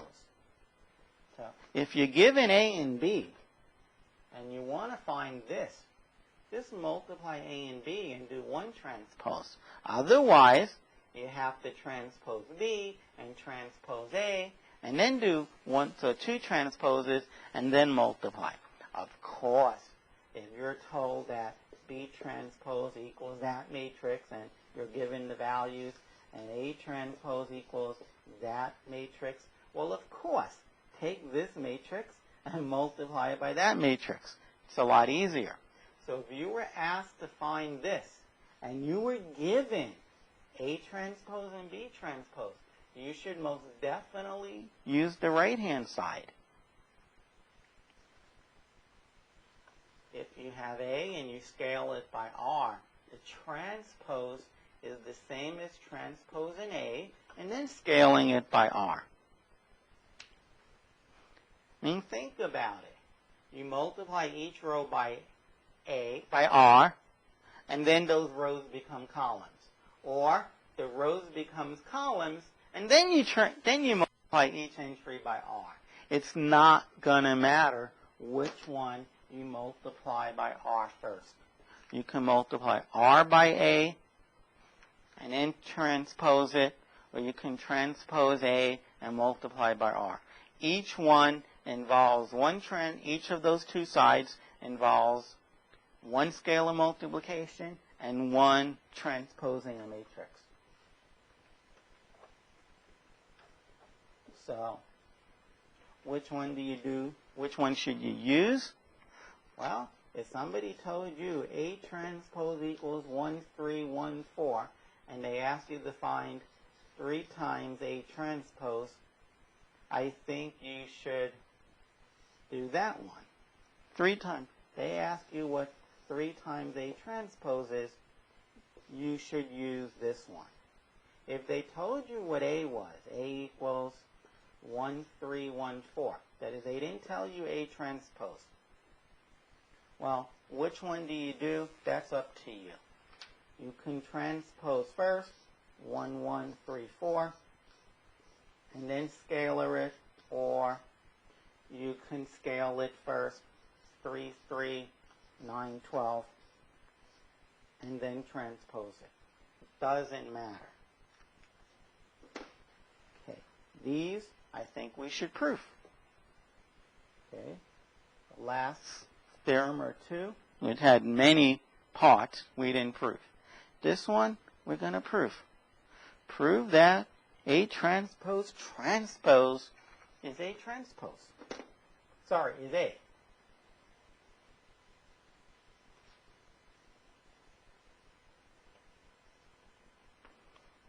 Okay. So let's letter these. A, B, C, and D. So proof of A. Okay, I have no idea what happened.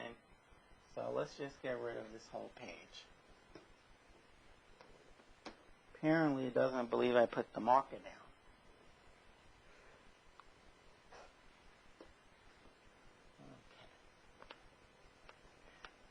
So the first part was to prove that A transpose transpose is nothing more than A. You get back to what you started with if you transpose twice.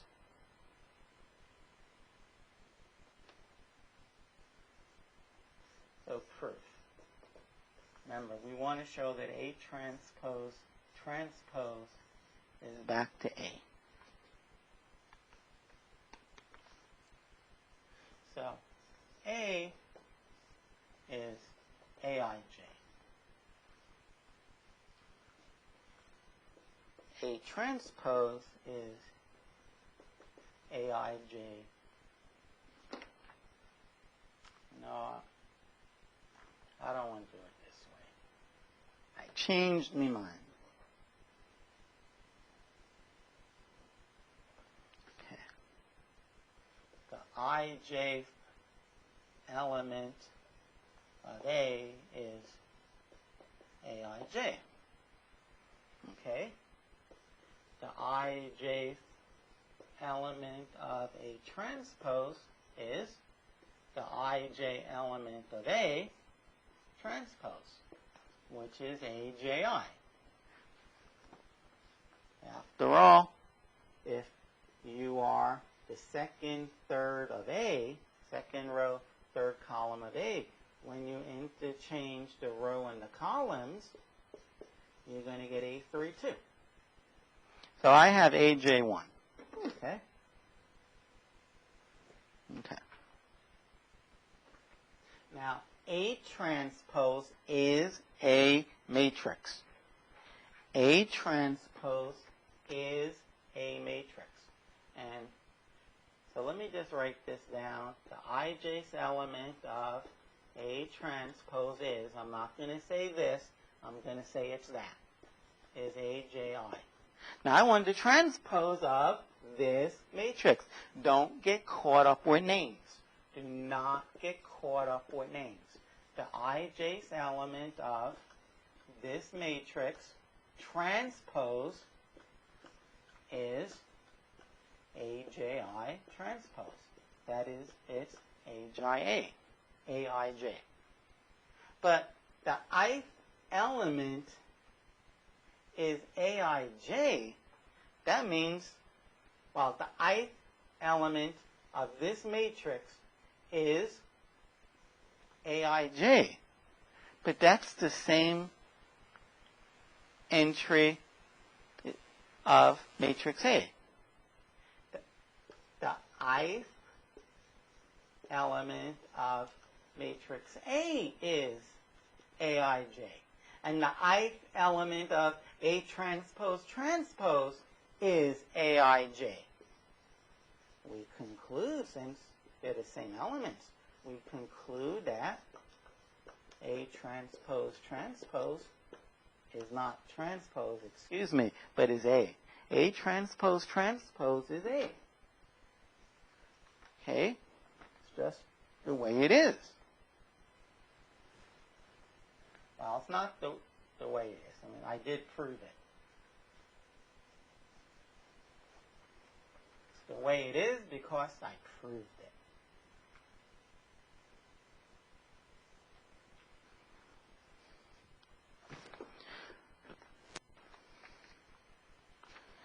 Okay, so the next part is to prove that when you transpose a sum, you have a sum and you transpose it, you can transpose them first, the A and the B first, and then add them up.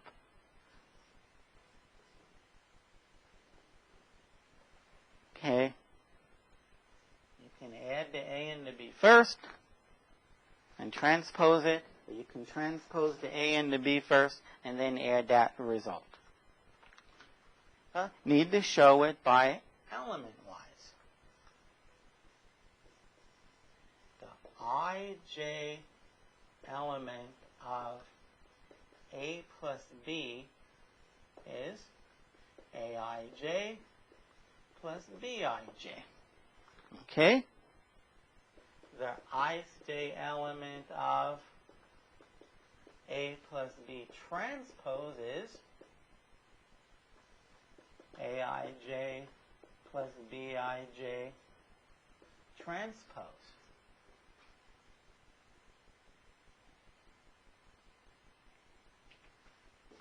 But this is just AJI plus BJI. But you know what? AJI, if I switch it and transpose it, that's okay. The transpose, after all, the transpose of AIJ is AJI. Instead of AJI, I put something that equals to AJI. And BJI is BIJ transpose. Okay, so the ij element of A plus, the ij's element of A plus B is this. But this is equal to the ij's element of A transpose plus B transpose. This here is the ij's element of A transpose plus B transpose. So, the ij's element of A plus B is equal to the ij's element of A transpose plus B transpose, because they're all equal to one another. Therefore, A plus B transpose is A transpose plus B transpose. A lot of alphabet soup going on here. Letter C. Now that one's going to be more interesting. In fact, since I don't want you to get dizzy after looking at letter C, let's do D first. R times A all transpose is R times A transpose. That's what we want to show. We want to show that R times A transpose is nothing more than R times A transpose.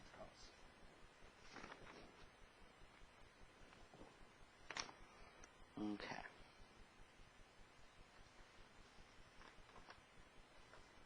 R times, element-wise. The ij element of RA is, well, that's the ij's element of A, and it gets multiplied by R. Okay? So now we do the transpose. I have RA element, I want to transpose it.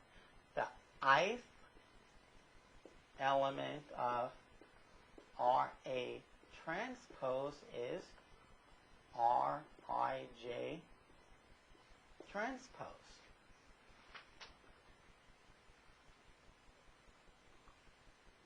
But that's just R times Ji. Well, let me not say it that way. I can, but I think I'm jumping the gun.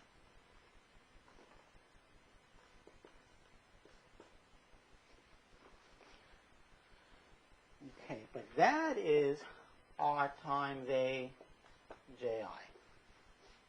The ith element of R A transpose is this.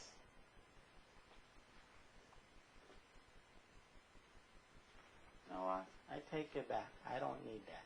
I don't need that. This here is equal to the ij's element of R times that, which is A transpose.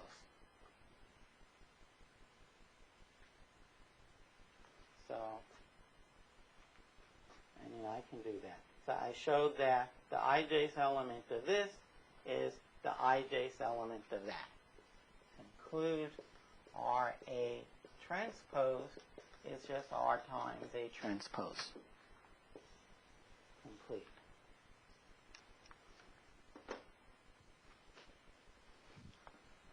Now I want to show that when you take the product AB and you transpose it, the A and the B get switched. The A and the B get switched. You have to remember that. Okay. First, let's look at an example. You have 1, 2, 0, 1. You multiply this by 1, 0, 1, 1. AB. And that result we want to transpose. Well, A times B is 3, 2, 1, 1. What's in that bracket is AB. I want to transpose it. The first row becomes the first column. The second row, 1, 1, becomes the second column. Now, I claim that AB transpose, let me write that in front, AB transpose, this is supposed to be the same as B transpose times A transpose. Well, this is B, so B transpose, the first row, 1, 0, I write as the first column. The second row, write as the second column, times A transpose. First row is 1, 2. I wrote it as a column, 1, 2. The second row of A is 0, 1. I write it as the column. And I'm supposed to get the same answer. And when I multiply row 1 by column 1, when I say multiply row by row, or row by column, I mean the dot product. Row 1 dotted with column 1 is 3. Row 1 with column 2 is 1. And the second row is going to be 2, 1 as well. They really are equal. Verify it yourself. Actually, multiply these two and verify you get that. Multiply A and B, verify you get that, and then transpose it. But let's prove it. Let's prove it.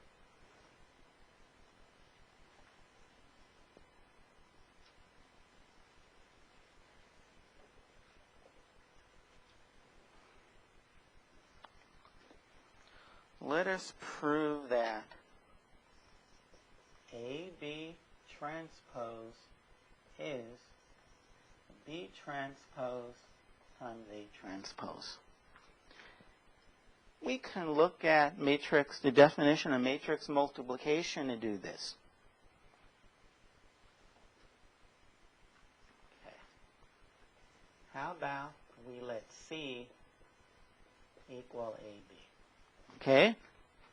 Now, little Cij, by definition, is the summation of Aik, Bkj, as k goes, say, from 1 to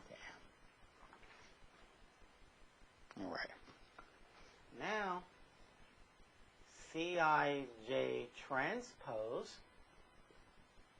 which is the ij element of AB transpose, well, that's Cji. That's Cji. So all I got switched was the I and the J. From this one, that is, it's the summation of a jk, bki, as k goes from 1 to m. Now,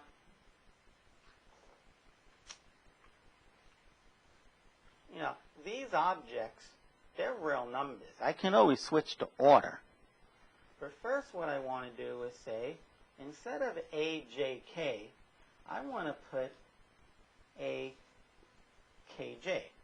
transpose. That means switch them. And when you switch them, you get jk. I want to play the same game with the b. Instead of k and then I, I'm going to put the I first and then the k. But I put transpose. That makes it kosher. That makes it legal. And this is equal to, well, this is a real number, and this is a real number. They commute. This is BIK transpose times, not dot product, but just regular times, AKJ transpose. The CIJ transpose entry, that is the entry of AB transpose, is the B transpose times A transpose. This is equal to the IJ element of B transpose times A transpose. And here we have the IJ's element of, remember C was AB, and transpose. The IJ's entry or element of AB transpose is the same as the IJ's entry of B transpose A transpose. Therefore, we can conclude AB transpose is B transpose A transpose. You switch the A and the B, and then you transpose them. I was kind of surprised at that result. But we proved it, and we even looked at a numerical example. So, yep, it's valid. It is not valid solely because your 1 or 2 or 3,000 numerical examples worked. There might be one example where it doesn't work. The most obvious place I see that happens is when you want to find out whether or not a graph is a function. Is the following graph a function?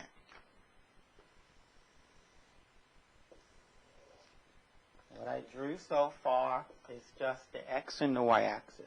Everything you see in red will be the graph. Anything and everything you see in red is the graph. Now, you were told that a graph is a function if it passes the vertical line test. Now, any vertical line, as long as you can't find a vertical line that crosses the graph in more than one place, it's a function. I'm going to draw the vertical lines in blue. I can stay here all day long and draw vertical lines that only cross the graph in one place. For example, the first vertical line crossed there. The second one crossed the graph there. Another one crossed the graph there, crossed the graph there. And you can do this all day long and say, it's a function. All day long I've been drawing, and I only been crossing the graph. I never crossed the graph in more than one place. And somebody comes up, some wise Alec, and they just walk over to your paper, and they draw that line, and they walk away. This is not a graph of a function, because I found one vertical line that crossed the graph in more than one place. So just because you find example after example after example that backs up a theorem, that doesn't mean you proved it.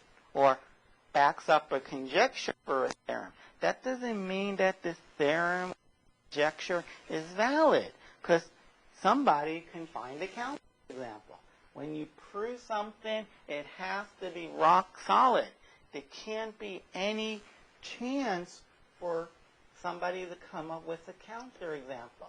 And just because you verified a conjecture for 2 or 3 examples or 29,000 examples, you didn't prove a thing. I'll admit, the more times you show examples without ever showing one that disproved it, the more examples that you show it makes the conjecture true, the more you lean towards it being true. But that doesn't mean anything. That doesn't mean that it's true. It may not be true. Okay, here's a very quick, simple definition. Why do I think we talked about this before? A matrix A is called symmetric. That's the defining word. It's called symmetric if A and A transpose are one and the same. That is, A equals A transpose. If A is equal to 1, 2, 3, 2, 0, 5, 3, 5, 7, it equals its own transpose. Why? Because row 1 is the same as column 1. Column 1 is 1, 2, 3. Row 1 is 1, 2, 3. Row 2 is 2, 0, 5. Oh, look at that. Row 2 is 2, 0, 5. Row 3 is 3, 5, 7. Look at that. Column 3 is also 3, 5, 7. That matrix is symmetrical. At this point, you might want to fast forward the video, because the next thing we're going to talk about are these dreaded theoretical exercises. Hopefully, at some point, you'll start enjoying them. So it makes linear algebra an extremely exciting course. Quite boring just doing mechanical problems. Okay, so I want to show that A squared transpose is the same as finding A transpose and then squaring it. Likewise, A cubed transpose is the same as A transpose and then cubing it. In fact, A to any integer transpose is equal to our A transpose to that non-negative integer. K is 0 or 1 or 2, etc. Okay. Well, A squared transpose. Well, A is A times A. Sorry, A squared is A times A. Now remember, if you have A times B and you transpose it, you switch the order, BA, and you transpose each of them. Okay, I have a product transpose. So I switch the order, I switch the A into A, they certainly look the same, and I transpose each of them, and I'm like, look at that. Now, instead of multiplying A by itself 2 times, I'm multiplying A transpose by itself 2 times. So here, I'll get A transpose squared.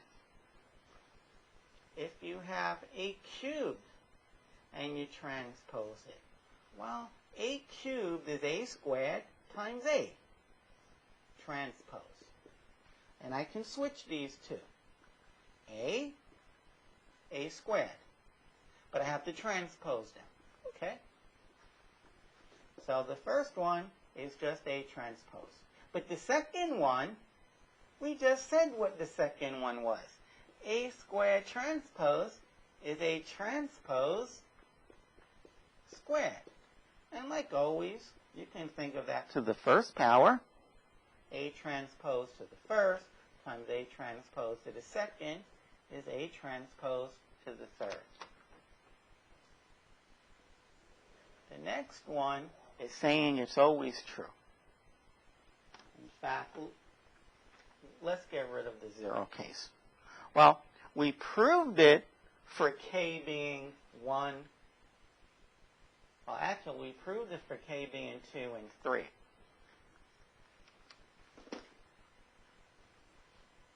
As though it's true for 1, I want to prove it for 2 and above. So we proved it true for 2 and 3, okay? 2 and 3, etc. This is what's known as an induction proof. Okay, we definitely have it true for 2 and 3.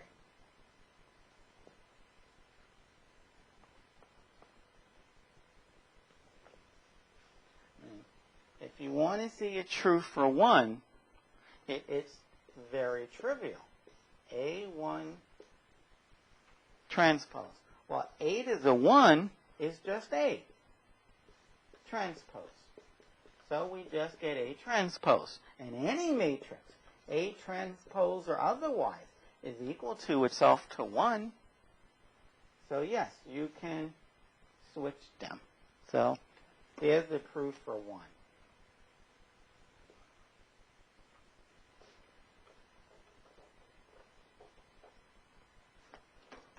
So if you want, you can go back up to the top and include 1 in their statement of the theorem. You don't have to start at 2. All right, so now to do it by induction, we assume it's true for k, that A to the k transpose is A transpose to the k. Now we know for sure it's true for 1, 2, and 3. We proved it. We know it's true for them.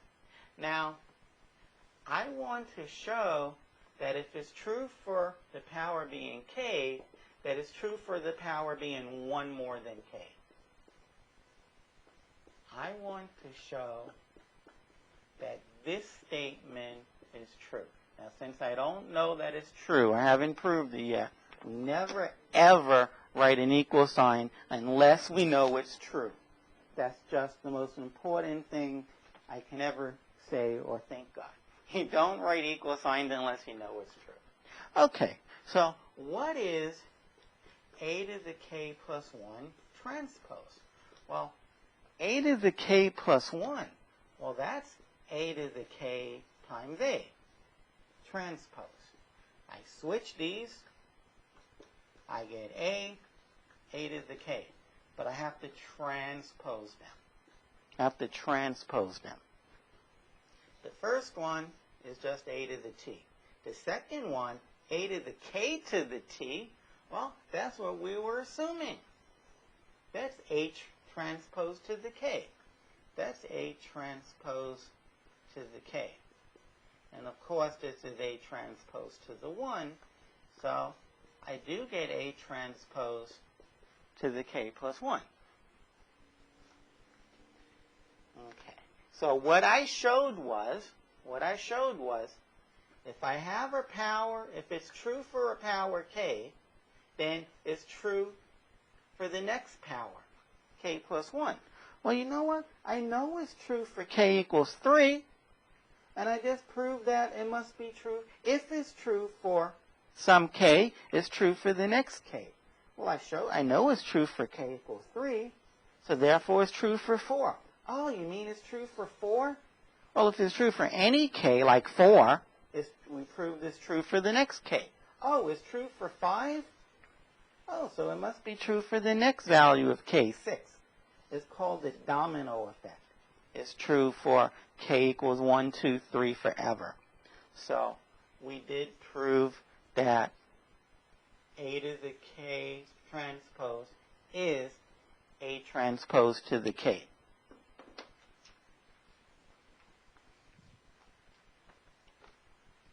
Okay.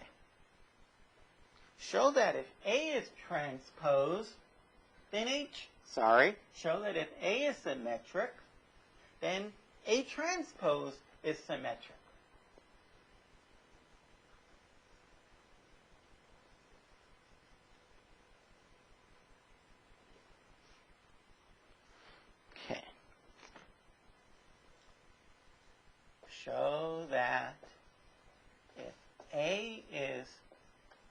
symmetric, then A transpose is symmetric. Okay, proof. Proof. A is symmetric. That implies A is equal to AT. Okay, now when is AT symmetric? If AT is symmetric, then AT transpose must equal to AT. Okay? A matrix is equal to that matrix transpose. But we don't know if that's true.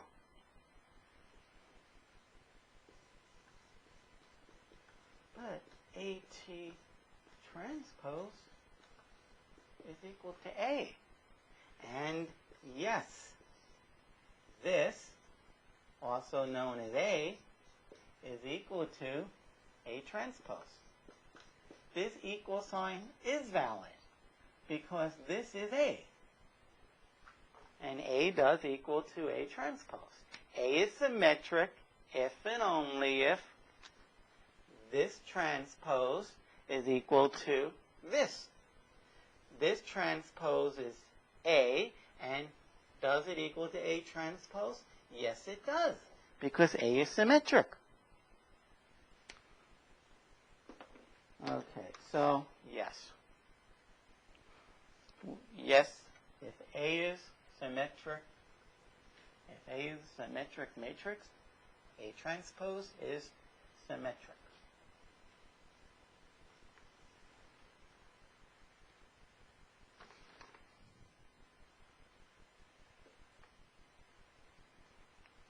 Okay. The next problem is to show that if A is symmetric, if A and B are symmetric, show that A plus B is symmetric. If A and B are symmetric, then show that A plus B is also symmetric. And this is what we're going to set out to prove.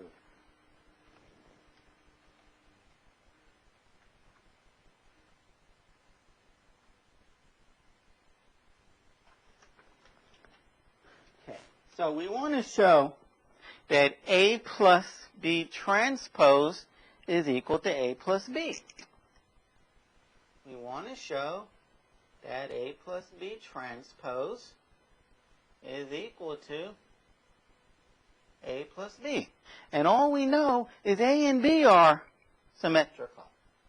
Okay, so we know that A plus B transpose, one of the theorems we studied today is A transpose plus B transpose. But that's it. A and B are symmetrical. A and A transpose are equal. Plus B transpose is B. That is, this, A plus B transpose, is equal to A plus B. Doesn't look like a B, though. There. That's a B, trust me. I wouldn't lie. Okay. Therefore, A plus B is symmetrical. Would this have been true if it were A minus B? Is A minus B transpose the same as A minus B? The way I would prove that, or disprove it, is to use the same theorem. I would just think of, I would just replace B with negative B in the theorem on the left, in the proof on the left. That is, let me write it that way. A minus B transpose, Well, that's the same as A plus a negative B transpose.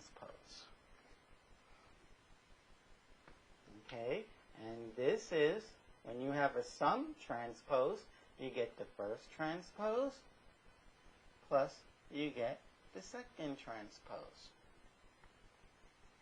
Okay, now remember that R times A, let me use a different letter than A or B. R times C, matrix C transpose, this was R times C transpose. This is A transpose plus something transpose. Now negative B is negative 1 times B. That is, it's A transpose plus negative 1 times B transpose. From here to here, I use this theorem that you can bring the constant in front of the transpose. Now, A transpose is A plus negative 1, B transpose is B. So I get A minus B. So here, even A minus B, if A and B are symmetrical, even A minus B is symmetrical. Which is pretty neat. And walk around knowing these theorems. As long as you're in a linear algebra class, walk around knowing this. There's just tons and tons of facts that you have to know and be able to use. You need to be able to use these facts. A is symmetrical. Oh, that means A equals A transpose. Okay. Here's another thing we want to prove. Suppose A and B are symmetrical. So that's given. A and B are symmetrical. We want to show that AB is symmetrical if and only if AB and BA are equal. That is, AB commutes. Okay. So this is an if and only if proof. I want to show that this implies that, and if we assume this is true, it in terms implies that. So the proof first will go to the right. That is, AB is symmetrical. Okay, so A and B are symmetrical. That's given. Assume that AB is symmetrical. Assume AB is symmetrical. Somehow you want to show that AB and BA are equal to one another. Well, AB being symmetrical, so I'm just going to use the definition. AB is symmetrical. That means it equals to AB transpose. I'm going to use a definition one more time, or a theorem one more time. AB transpose is B transpose A transpose. And this is where I'm done. A and B are symmetrical. That is, B transpose is B. A transpose is A. So yeah, if we assume that AB is symmetric, then yes, AB equals BA. We proved it. We show that if AB is symmetrical, then AB equals BA. Now we do the proof the other way. We assume AB equals BA. And A and B are symmetrical. Let me write that. And A and B are symmetrical.